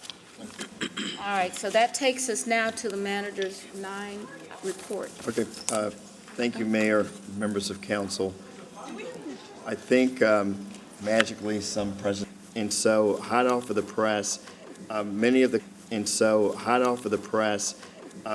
questions that were related to Chief Jennings 2 weeks ago is being passed around now, not to get you to, eat it all up tonight, digest it tonight, because we're going into a very different discussion. But still, there will continue to be responses to some of your questions. And so what we'll do is go into what we had planned for tonight. So if we go to the next slide, to just bring everybody back up to speed, we had the Chief Jennings at the last business meeting talking about crime and data, and that resulted in many questions that you had that we are giving those to you tonight again, not to rehash those, but to go to the next item. And what will happen over time and what's reality when it comes to feeling safe. There's a lot of things that this council has done over the last couple of years, which I think are pretty innovative and creative. But we need some feedback from you. For instance, we started to talk about, Councilmember Johnson, truck illegal parking. And so we want to make sure we give you some data tonight about that, because we'll come back with Safe Charlotte, review and update in January, as well as we'll have the CMPD's annual crime report. And then we have in February, violence as a public health crisis, which really started many of these conversations even pre-pandemic. With that said, one thing I do want to say, a lot of things are in process. As a matter of fact, I saw a friend this weekend, and I hope I don't get the friend's kid in trouble, but, they were involved in some type of civilian vehicle crash. But remember, we now have the civilian crash units, which allows us not to have a police officer come to certain types of crashes because it becomes a low priority, but we have civilianized some of that. So a lot of good things that you will hear, and we'll still have our challenges. With that said, before I turn it over to Rebecca Hefner and Debbie Smith, I would like to have a little bit of a follow-up from CMPD as it relates to 2 issues that came up a lot last time, and I put that in the quality of life bucket, which is road races as well as loud mufflers, things of that nature. So again, not everything, but I put that in the quality of life bucket. And so we will start off with Deputy Chief Briley to give an update on those 2 areas before we turn it over to Rebecca and Debbie.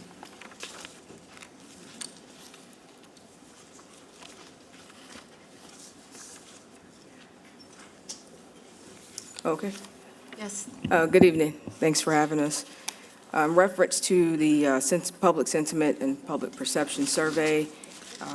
There's going to be a survey that's going to go out to the public to measure public perception, and it'll have a holistic approach for each division. It'll be tailored to each division's priorities and crime challenges.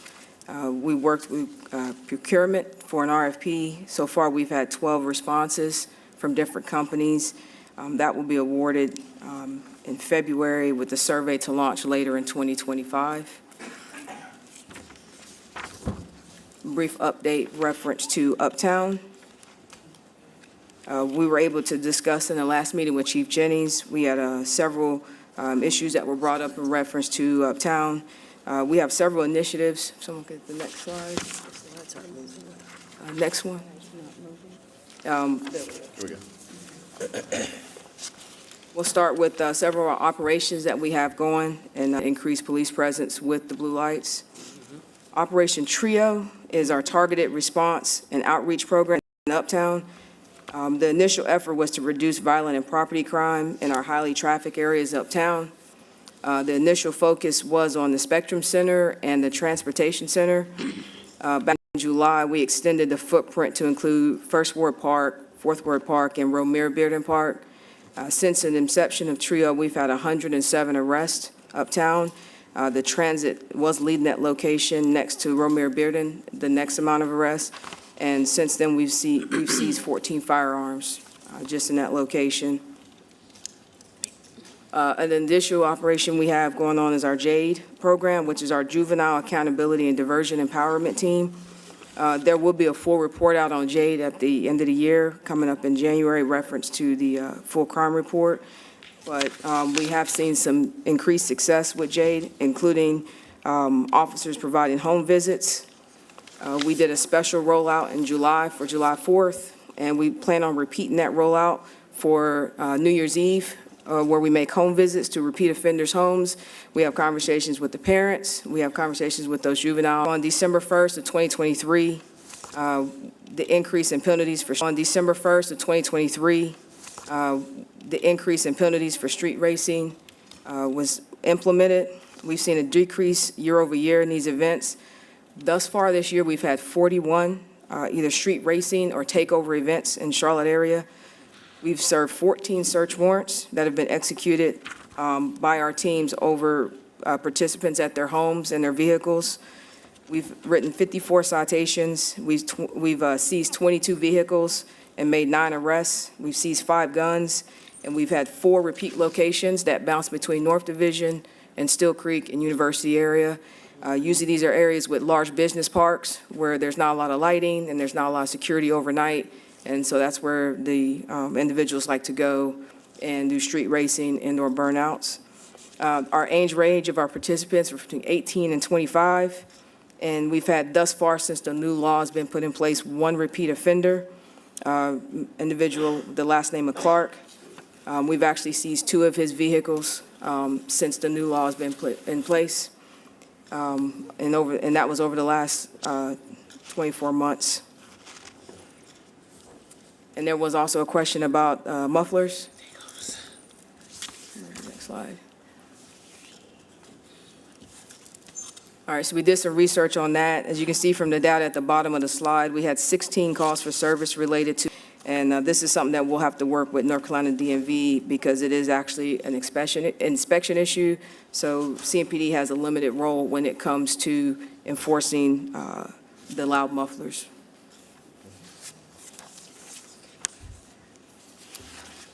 You have any questions for me? Yes, ma'am. I'm sorry. Councilmember Mayfield. Thank you. So thank you for this report. It's not in the report, but I was hoping you can answer a question for me. We attempted to utilize a service that we saw out of Portland. Colleagues were aware that unfortunately that is happening and it's causing a lot of challenges. Again, health-wise, we are getting rodents the size of other cities that we have never really had here in the Charlotte area, and that's causing a lot of concerns. And some of our partners are honestly, who are out there on the ground working to work with staff and work with CMPD to make sure that we're ahead of the situation. Thank you.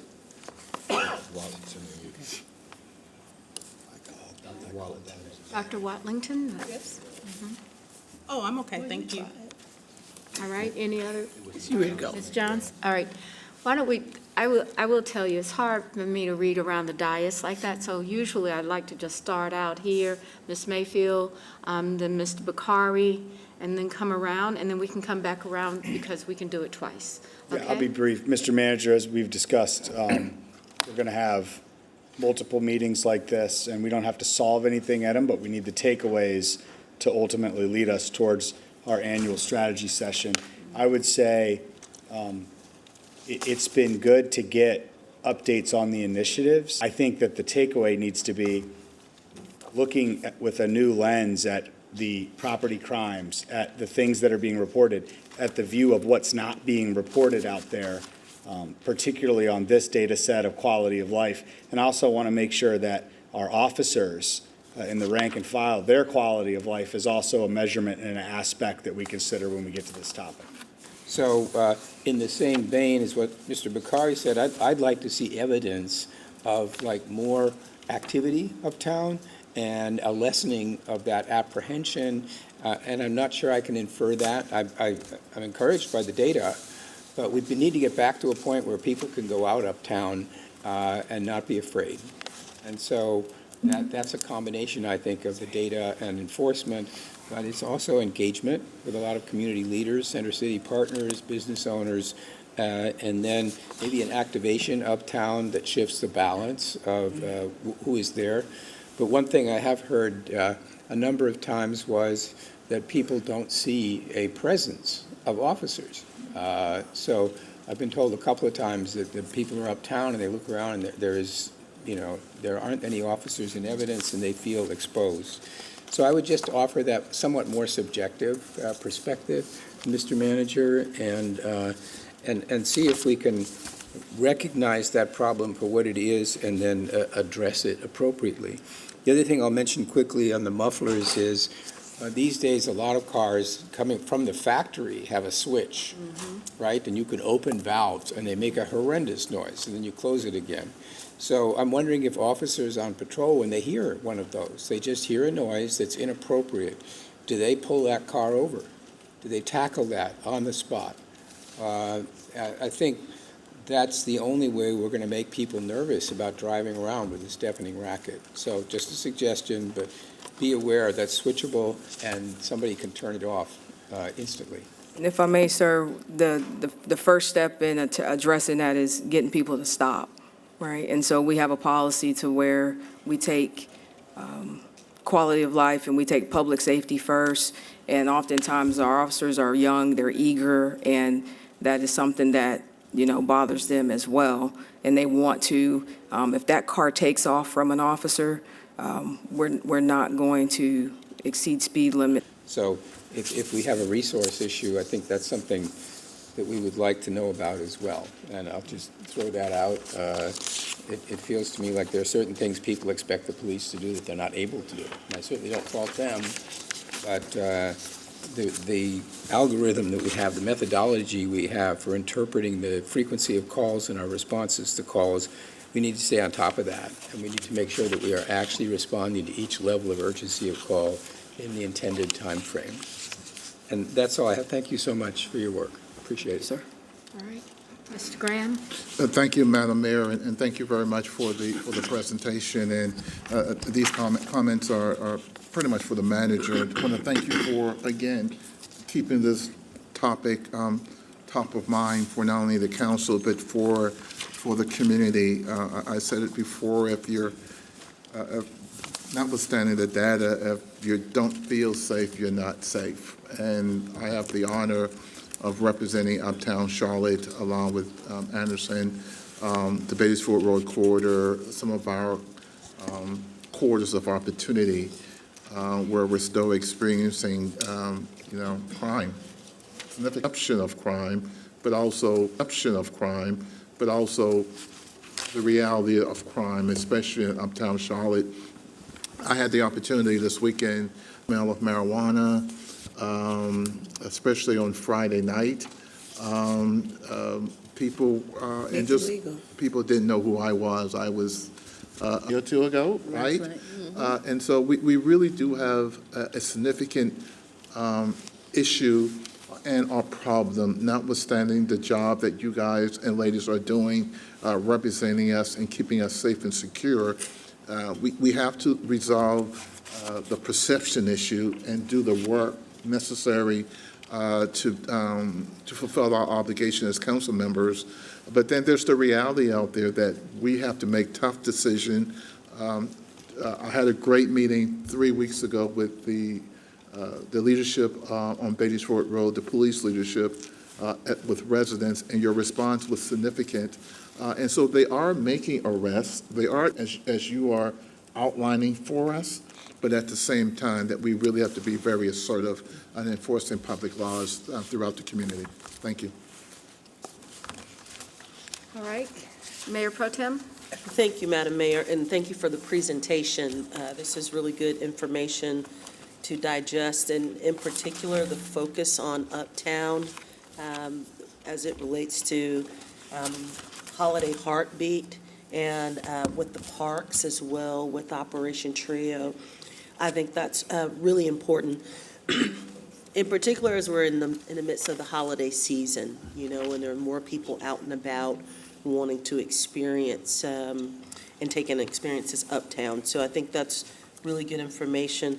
The whole concept of getting the RFP around public sentiment as it relates to safety, I think is good as well, because you'll really be able to have some qualitative data point that you can then align with the quantitative information that you have provided us here.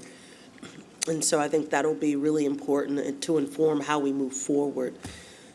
There is a issue with gun violence and shootings, and just over, you know, we'll go a couple of days and it seems like things are okay, and then we'll hear about an attack, a shooting in an individual's home. I know in District 1, we had a shooting in Cordelia Park where it was just someone just shooting it into the community and happened to hit someone's house. We had shootings on the corridor of opportunity, and how we can be proactive as it relates to all of the cameras that we have at intersections and other places in some of these hot spots. Specifically and primarily focusing on the hot spots, I think would be quite helpful. And then lastly, I think, you know, we mentioned this, and I know that tonight wasn't the focal point of this update, but for some of our neighborhoods that are experiencing these troublesome convenience stores and marts, I think we need to have a focused, multi-pronged plan on how to address those. I have a couple of those, quite a few of those in the district, but we have a plan of action for some that are in the Hidden Valley community. But I think that's also an issue as well, and if we can get a structured plan about how we're going to address that and mitigate crime before it happens, by mitigating the loitering and mitigating all of those opportunities for escalation, that will be very helpful as well. City Manager, I just want to thank you for this series, and I think we need to, even after we go through the process of February, figure out, post-February, how to keep this top of mind, not only for the council members, but for the public as well, so it's clear that we're taking action and being focused on how to address public safety. Thank you. Thank you. Mr. Mitchell? Thank you, Madam Mayor. First of all, I want to say thank you to the city manager. I think he's heard from this council about the importance we feel. It's really taking control of their neighborhoods and be able to reach out and engage with our men and women in blue. So thank you, city manager. I look forward to the presentation. And more important, how this council can continue to be engaged. I mean, I think we all are having town hall meetings, so if we can help with the survey to get that information out to the neighborhoods at our town hall meeting, I think that data would be important. Thank you, Madam Mayor. Ms. Johnson? So thank you for the presentation, Mr. Manager, and thank you for the presentation. I wanted to ask you about the street racing takeovers. Yes, ma'am. That's a huge issue in District 4, I get a lot of inquiries about that. Does this initiative, did this include 485 also, or the highways, or was this just city streets? Normally, city streets, I mean, we do go onto the highway, but that's strictly highway patrol. What we really focus on is when we start getting the calls for service from residents and citizens. Highway Patrol, Okay. Mr. Manager, or from Highway Patrol on their statistics and what the initiative or what the focus is on the drag racing on the highways, that would be great. Yes, ma'am. If we could have that information. And if you're not able to get that, maybe if CDOT can work with NCDOT or some kind of way, if we could get a report on this, thank you, on the state highway. Mr. Manager, you mentioned the truck parking. Thank you for mentioning that. The truck parking, there's been great progress. I want to thank CDOT for all the signs in District 4. I really, really see we still have to do something or provide some resource for the truckers, not in the residential neighborhoods, but there's still a need, and we as council need to think about that, how we balance that need, because it is important. Wanted to know, you mentioned the transportation center. Yes, ma'am. There was a death there last night, I think? Last night. Was doing, I, asked staff to help me, and they kind of identified the captains that corresponded directly with East Charlotte. That's Central, that's Independence, Eastway, and Hickory Grove, a little teeny bit of North Tryon. And I, been immensely valuable for me, and I appreciate John offering me that in the inception of this role. And I said that to say that, in some of the things I realize, because I get some of the news and I hear the concerns, and particularly I'm mentioning one of the challenges and one of the solutions most recently that I would like to share, but some of the for the area and my direct involvement is kind of a catalyst. It's grassroots, right, to partner with you in resolution for what would be a solution for the community members that are continuing to bring these ideas for emphasis to my attention. And so recently I got a call from North Tryon, actually last week. Last week I went to Shannon Park, and I was out there for the roll call. It was a walkthrough. We had the entire second shift of officers there, the major, the captain, and more community members showed up that I actually anticipated. They were excited. They all had concerns. They were more than willing to share the concerns. I think there was a greater emphasis seeing me there, seeing the leadership there. And so that community policing is something that is an enormous takeaway, right? Because to me, my assessment, based on what my experience is so far, is that the community is one of our greatest assets, right? We don't know, and I emphasize that to the community members while I was out there, we don't know what's happening until they bring it to our attention, right? And there's this balance of making sure that our officers are in a healthy position to continue their service and making sure our community members feel safe enough to come forward and tell us what they are actually experiencing in their neighborhoods. And so uniquely, actually, Shannon Park is not in District 5, it's in District 1. But, Mayor Pro Tem and I, we have had multiple conversations because a lot of that particular corridor overlaps both districts. And so she and I are willing to tag team on what it means to be present for the community members that are encompassing of East Charlotte. And so that long-winded statement was to say that, although I realize, because this was just the beginning, right? Just because we had that meeting, I am in no way trying to, make the statement that we've somehow resolved an issue. But what I'm saying, however, is that based on a personalized assessment, I realize that some of the things that we're coming forward with as far as framework is concerned is the way forward. And it's very encouraging to me. And I can say from my personal experiences, being there, being present, engaging with, the, with our officers, and just feel like that some of these frameworks as far as, I just feel like that some of these, frameworks as far as an assessment is a good starting point. And I am excited to continue to explore them to, monitor and control outcomes, right? And try to be, better stewards of what we have as far as resources and making sure that a community member feels safe. And I'll end with this. It's a book that I'm reading, The Garden Within. I'm just enamored with this book. And it talks about feeling. And I think that feeling is a great guide. And, and from a spiritual perspective, we are, from my personal belief, you guard your heart because all things flow from there. And it says that the way that a person feels more for them and the people that they love, right? And so I'll end there and just, thank you for the work. I'm looking forward to continuing what we're laying out here as far as framework is concerned. And Mr. Manager, I told you I was elated when I last talked to you about that experience because it was extremely encouraging, despite some of,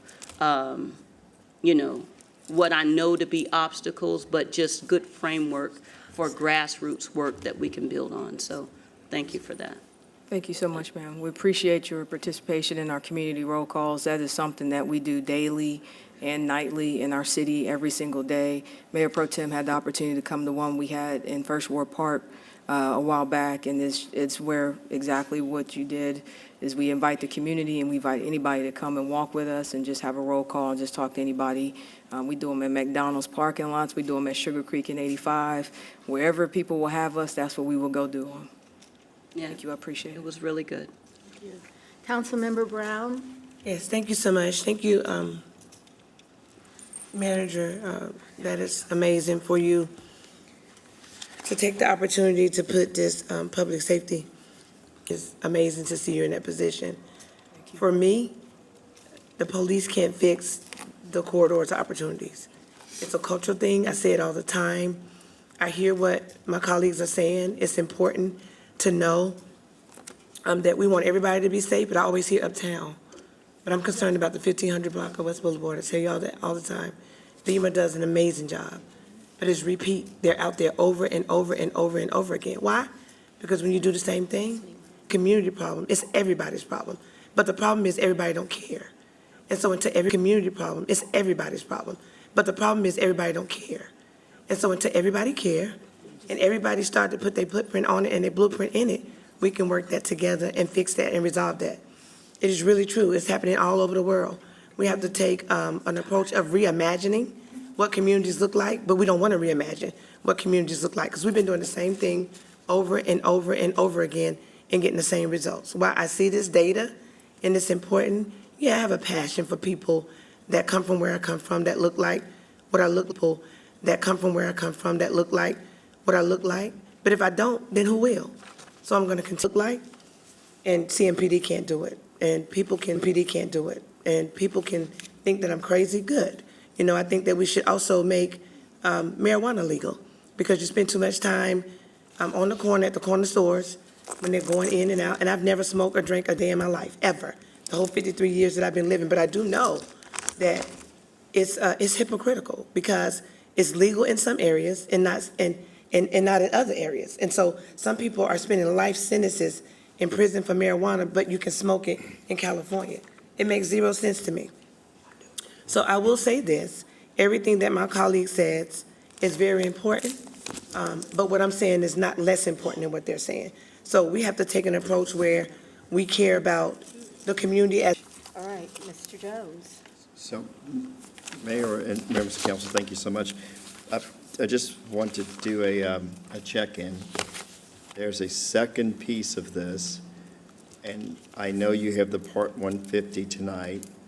We can be flexible. We can add this to a January briefing. We can, and I guess, racing to the end, it's more of the housing and neighborhood services, more of the lighting, more part of this, or do you want to push the second part to January? So I can't answer that for my colleagues that are here, but the next item that we have is the federal and state agenda. And so I know that that's important because that will be coming up pretty soon after the meeting, which I know is already packed. And I don't, all right, so why don't we just, We have another, yes, a 3 of 4 update coming up, yes. We can just, and we can add it to that very easily. I think we should probably do that. so I think the idea is that let's do what's the business that's No, required do it. currently. Do the research and do the homework. If we can have, do the research and do the homework, if we can have some information reference to, i.e. the parks and park rangers, not our jurisdiction, but certainly a lot of these parks are being taken over, and so if there's some collaboration we can get with Mecklenburg County, and also whether or not there's any innovation we can work with the sheriff department to kind of help us address some of these issues. It's just not CMD's problem. It is not. It's everybody's problem. And so if we can all feed into a community-wide strategy, I think we may see some results as well. All right, thank you for bringing that up, Mr. Graham. All right, so our next item is item 10, to approve the Budget, Governance, and Intergovernmental Relations Committee recommendation to approve the 2025 federal legislative agenda and approve the second B part to this. And I believe that Mr. Bakari is our chair Yeah, today. I'll make a motion to approve, and I will just mention, we've gone over this a number of times. We've gotten feedback. We've taken it back to committee. We've incorporated that feedback, and we reviewed it with the entire body last Monday. So there's plenty of record for people to go back and look at in the public if they want to see it. I would just make a motion to approve and adopt. Second. We have a motion and a second on the federal and state legislative agendas. Any discussion? Hearing none, all in favor of the motion, please raise your hand. Anyone opposed? All right, so we will go to the next item on our business agenda, which is item 11. This is our business fire department. Let's see, this was, I thought, this is our nominations right here.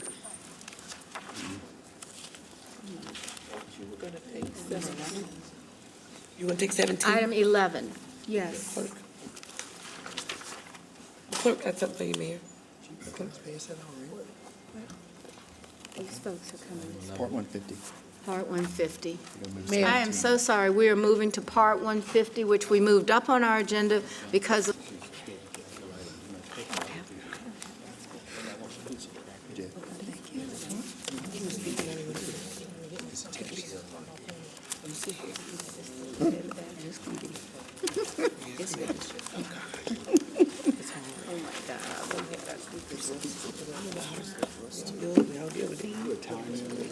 Oh, my God. I have no idea. 150? It's good. It's a tough one. Yeah, I know. We got it. Here we are. We got it. All right. Ms. Gentry, please introduce yourself and begin to present for us today. Okay, I was not aware that you wanted a full presentation tonight. Manager's giving me the no sign. So if you It's want his to hear fault, from, right? if you want to hear from the speakers beforehand, I'll remain available Okay. and then could follow up on any questions you may have. All right, thank you. Well, then let's start with our speakers list, and we'll start with Lauren Harley. No, I'm sorry. Domingo Alfaro.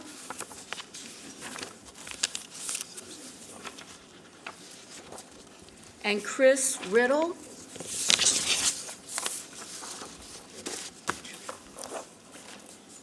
I serve as the chief pilot for American Airlines at Charlotte Douglas International Airport. I'm proud to stand here today on behalf of 15,000 team members of our Charlotte hub and my colleagues from American's flight department, including Captain Thomas Johnson and Justin Ludicky, at the forefront of the efforts to reduce noise. We have invested billions in newer, quieter, and more efficient aircraft, and today we operate one of the youngest fleets among U.S. network carriers. But reducing noise goes beyond aircraft itself. We recognize that there's more to be done, and that's why American has been actively involved. American estimates that modernized airspace in Charlotte will improve efficiency, shorten flight times, and reduce fuel burn, and could save more than 20,000 metric tons of carbon emission annually. We respectfully urge the Charlotte City Council and the FAA to approve Charlotte's Part 150 noise compatibility study and support its implementation. We look forward to continuing our partnership with the community, as well as working together to mitigate noise and ensure that Charlotte remains a world-class airport. Thank you. We have 2 minutes, and I should have said that to you when you came down. Okay. For making your remarks. And so it will be 2 minutes for all of our speakers on this item. Okay? Thank you very much for the information. Thank you. 100 local members and more than 15,000 nationwide. First, I'd like to express my sincere thanks to the City Council for commissioning the Part 150 noise compatibility study back in 2022. This commission, or that decision, demonstrates your commitment to advancing Charlotte Douglas as a world-class airport. While I also believe the Part 150 update is a crucial step in modernizing Charlotte approach to noise mitigation, land use compatibility, airfield efficiency, and most importantly, safety. This update is long overdue. The current 2-mile path restriction is outdated and no longer reflects the best practices of the FAA or the air traffic control standards. By increasing the separation between aircraft, we can significantly reduce the risk of mid-air collisions. This added separation allows us to safely diverge aircraft after takeoff. It shortens the duration of the flight path and noise mitigation, but also helps reduce carbon emissions.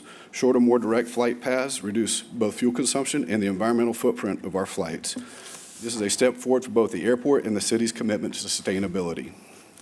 By voting to approve the Part 150 recommendations tonight, you are endorsing the modernization of Charlotte's airspace, dispersing noise more effectively and design, particularly in relation to the new runway scheduled to open in 2027. Thank you very much, Mr. Madam Mayor? Yes. I would like to extend an invitation to the council to come visit the control tower sometime so you can see how we, I know you've been there now. I know I've been there. So the rest of them Pretty can see cool. how we safely do our job. Thank you. and Thank this you for will the help us. invitation. Thank you.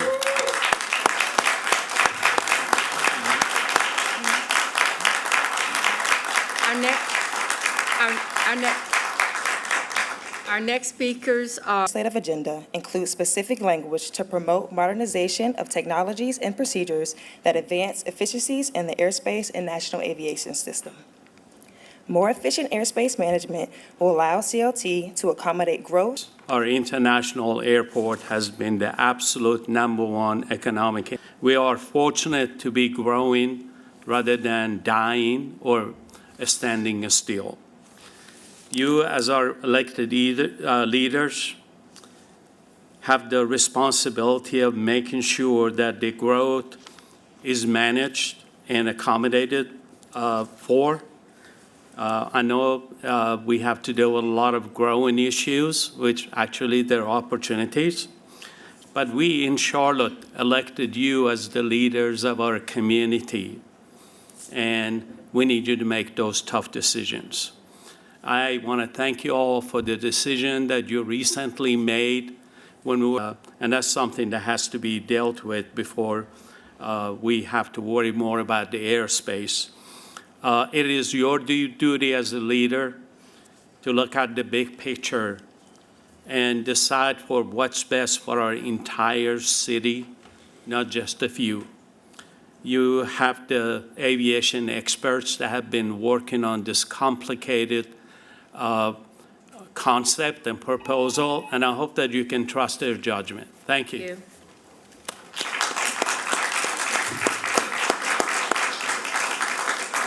Our next two speakers are Jeffrey Robbins and Rob Nanfeld.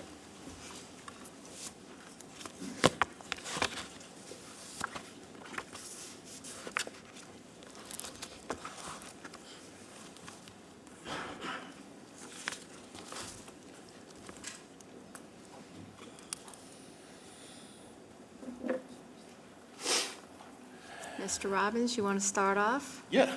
All right, Good thank evening, you. Madam Mayor, City Manager Jones, and distinguished council members. My name is Jeff Robbins, and I serve as the Executive Director at Clean Air NC. We are a state-based environmental and climate change nonprofit located in Charlotte. Clean Air NC supports the expansion of Charlotte Douglas International Airport and the Part 150 noise compatibility study, as we believe this project aligns with our mission to improve air quality and protect public health. Environmental justice must be a critical component of infrastructure project. By dispersing flight paths, we believe the plan helps mitigate the disproportionate impact of noise and air pollution on specific communities around Charlotte. Highlight and we support that with airlines like American investment in modern, fuel-efficient aircraft and the conversion of all essential support and ground equipment to EV, a redesigned and updated airport can contribute to these goals and help create a more sustainable future. Therefore, it is paramount that community engagement be at the center of this effort and discussion. We must ensure that the environmental assessment process is transparent, inclusive, and responsive to the needs of affected communities. This includes ample time for community engagement, good faith and rigorous consideration of public comments, and meaningful efforts to address concerns raised. Thank you very much.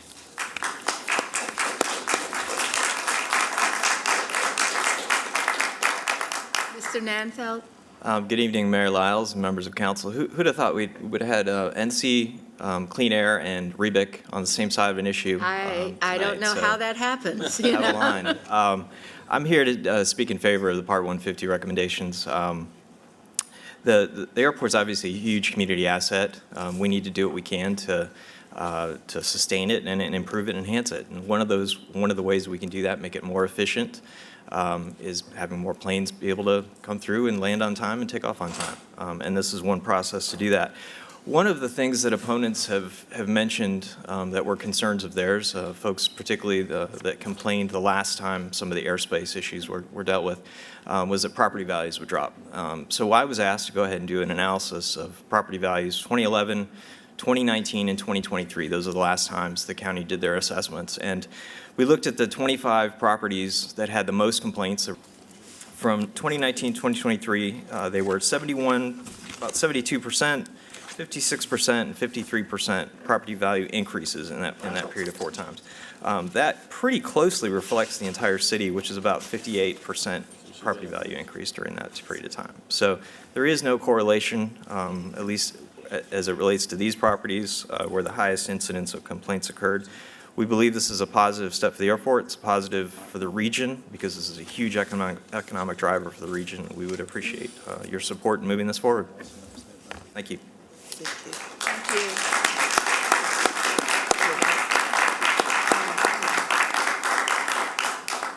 Our next 2 speakers are Doran Pentez and Philip Gussman. And they will be followed by Diana James and Stephanie.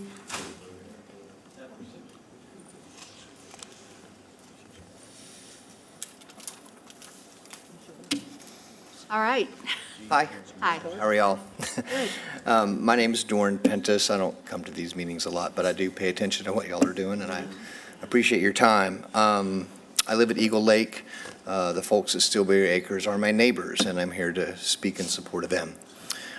They're quite concerned about this airport plan, and they're quite concerned about the noise and the change in their lifestyle, and they're quite concerned about the airport's voluntary program to have them sell their homes, and they're afraid, and they don't trust the process, and I'm not sure I do either. This study took a long time to complete. I've heard a lot of very interesting information tonight that that makes it sound like it's a pretty good thing, and it might be. But my neighbors don't feel that way, and what affects my neighbors is of concern to me because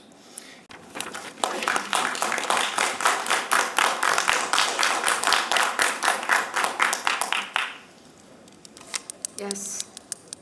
Mr. Gussman? Cheers. Philip Gussman. Thank you, Mayor, Council, and Clerk Kelly for your time tonight. I am the Vice Chair of the Airport Community Roundtable, currently serving as Chair acting. And for over 7 years, the Airport Community Roundtable, the ACR, has been a citizen advisory board that has worked with CLT, the FAA, consultants, air traffic controllers, and American Airlines to find and support ways to mitigate aircraft noise. We are just neighbors. We might be pilots, but we are just neighbors either way. We live here, we have no, but we are just neighbors either way. We live here, we have noise meetings that CLT holds to continue to connect to more concerned community members, some of which are here speaking tonight. Our commitments regarding the Part 150 are some of the comments regarding the Part 150 are some of the most informed comments I feel from citizens over the impacted areas. While we support implementing. Thank you very much. I'll finish early. Right? Thank you very much. I'll finish early. Right? Our next speaker, Diana Janes and Stephanie Laws.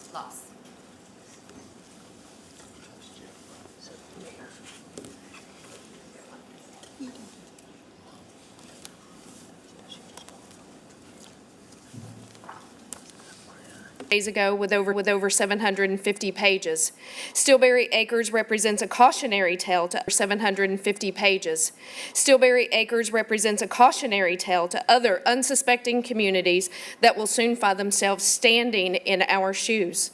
If you vote yes tonight, you are paving the way to triple flight paths, thus increasing the number of planes flying over our homes in many different directions and new directions. We're asking you to not just delay the vote, but with this much information, where does the question start?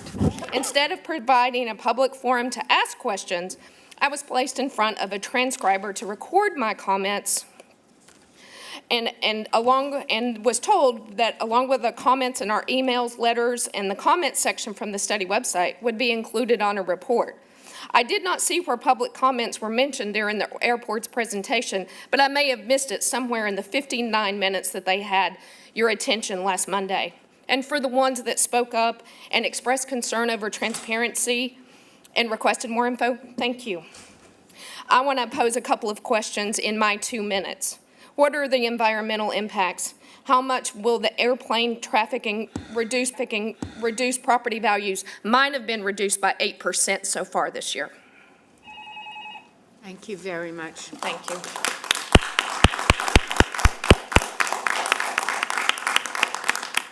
Stephanie? Yes, hi, good evening, council member. My name is Stephanie Loss. I represent the Stillbury Acres neighborhood and the Stillbury community at large. What I want to talk about tonight is something you've heard me speak about many times, and it's lack of transparency and it's lack of communication. This agenda item was placed on November 27th, the day before the Thanksgiving holiday. It was given less than 7 days. I don't know, I would love to see a show of hands of how many of you had it extremely hard to maneuver and extremely hard to keep up with. Delay tonight's vote. Delay tonight's vote. Delay tonight's vote. Thank you. Our next speakers are Carrie Williams and Laurette D. Leggett. I may not have said that very well. Please. Go ahead. Oh, go ahead, please. Good evening. My name is Lariat or D. Leggett. Thanks, Mayor Lyles, along with the other council members here. These two young ladies really sort of took everything I whatever. With that being said, I think the citizens of Charlotte need to be aware of the change, not something just thrown at us. So I say delay this agenda till everything is laid out. With that being said, I'm concerned very much so as the impact of the new flight pattern on citizens in the area which are currently not affected, which is my area, which is District 4. I don't really have a problem with the flight pattern. However, if it's going to be all over the city, it's going to definitely impact me and my family and my well-being.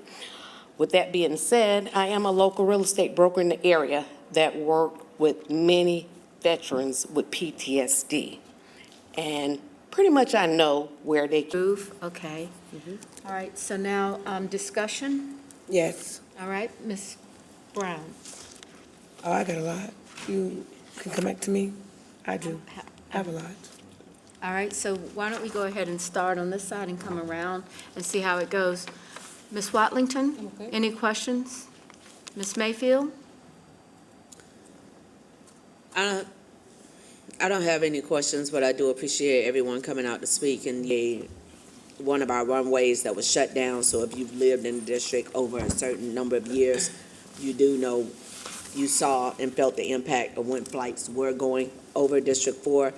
That runway closed, that you didn't have as many flights going. They're going to be coming back if this moves forward. But I do appreciate people sharing. Stillberry Acres, I definitely understand your concerns because we've tried to fight a lot of development for the 8 years that I was the rep. And Work has gone into this and a lot of thought. The airport is such an important asset, something that we absolutely need to steward in the right direction for the future. So from that perspective, I applaud the work and I feel like it's a no-brainer.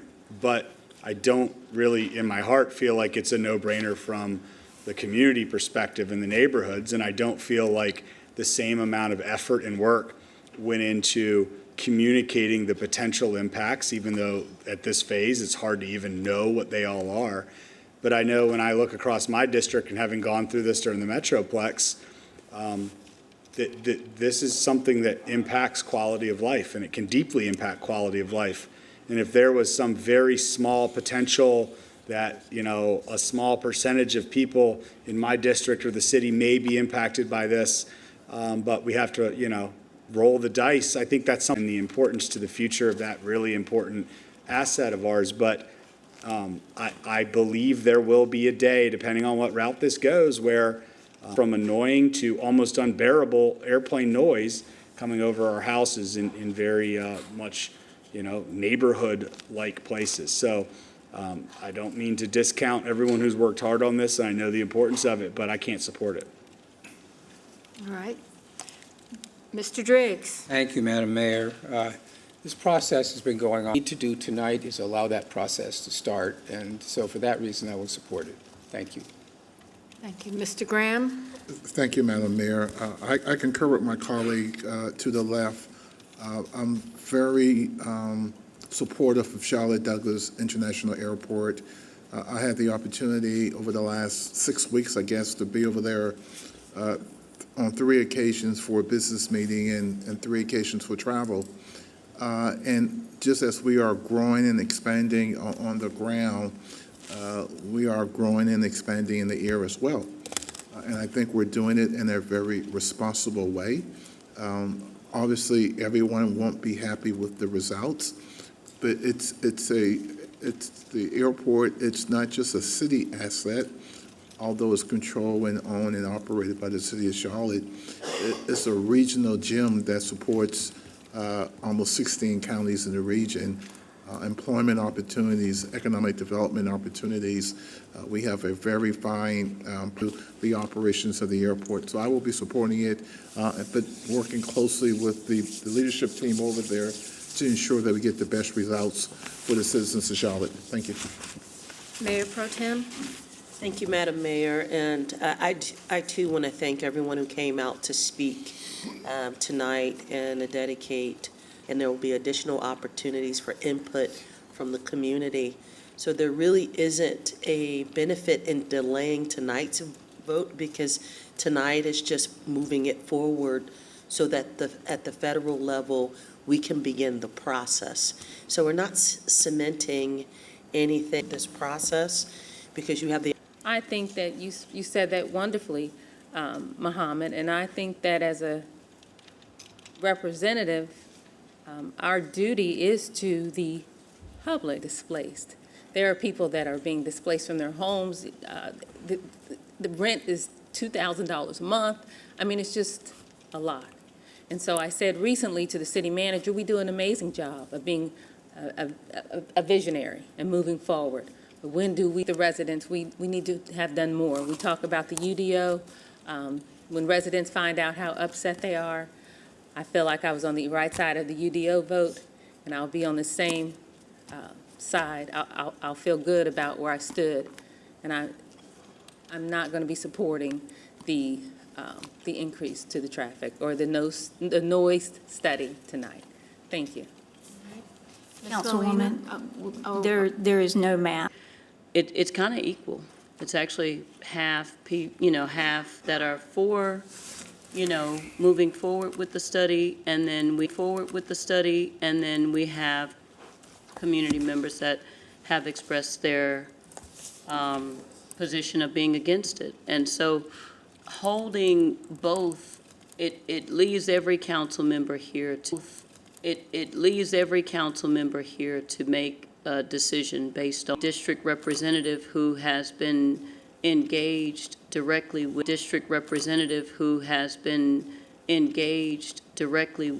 community members that are living in the west part of our city, is that, there's been ongoing engagement for at least 2 years, from what I understand. Economic drivers, and the airport is one of our most substantial economic drivers in the city. And so with that being said, I know that I will be supporting it for that reason. In addition to the fact that the dispersion of sound across our city, it's going to affect more of us than it did before. So this is saying to that traffic and experience some of that sound in a more equitable fashion to collectively take ownership in what is a material asset for our city. So I don't want to ignore the fact that we do have community members that took the time to come here, park. Engagement, can you tell me when that started? I've been in the airport and taken an airplane. Do you plan to take an airplane anywhere in the world? Airport's out on time. I heard someone say something about community being forced out of their community. I went to a meeting with Haley. I took it upon myself because there's been transparency issues, and I still think there's things that we can do better so that we can communicate and make sure that our community love and support us. It's controversial, highly controversial, with the media putting their input in. They may not have all the facts, but they want to get high views or they want people to read their stories. That happens a lot. But I want to go with facts. And for me, doing my research, doing my homework, it didn't start with me. It's not ending with me. But for someone coming into this district and really fully committed to have to leave Los Angeles, California, but I thought because I did the work, because I put my footprints out there, that I need to be here today.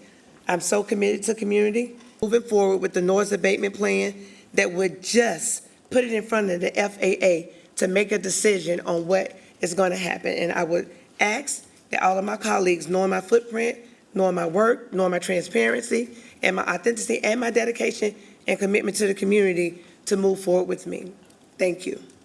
Thank you. So the policies that allow us to grow as well as to thrive. So with that, we have a motion on the table for the adoption of the Item number 17. item number 17. Thank you. I feel like I ought to let you read it, So item number 17 for, if I can get to item 7. We moved it to item 18. So let's go back to item 18. Madam Mayor, I can read the 17 item if you would like, just as it Yes. appears in our agenda. Just do it. So we Approve the submission of the Part 150 noise compatibility study to the Federal Aviation Administration. That's the action. Okay. Item 17. All right, so we've moved that from of the incremental city and county property taxes from a designated area. We talked about this before we came down. Move to So- approve A and B. We have a motion to Second. approve A and B. Is there any discussion?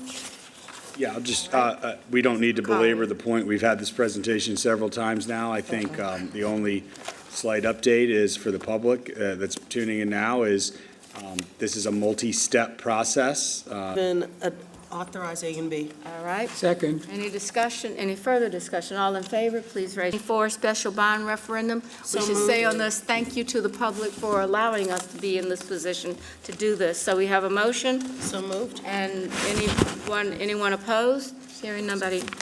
We have to say yes first, right? Right, all in favor, yes. Yeah, we're in Okay. favor, right? Anyone Okay. opposed? All right, that passes unanimous.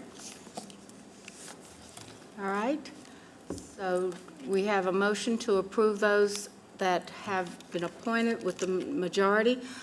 Do we have a motion on all of that? So moved. Second. All right, we have a motion and a second. Any further discussion? Mr. Driggs? No, that was. Oh, I'm sorry.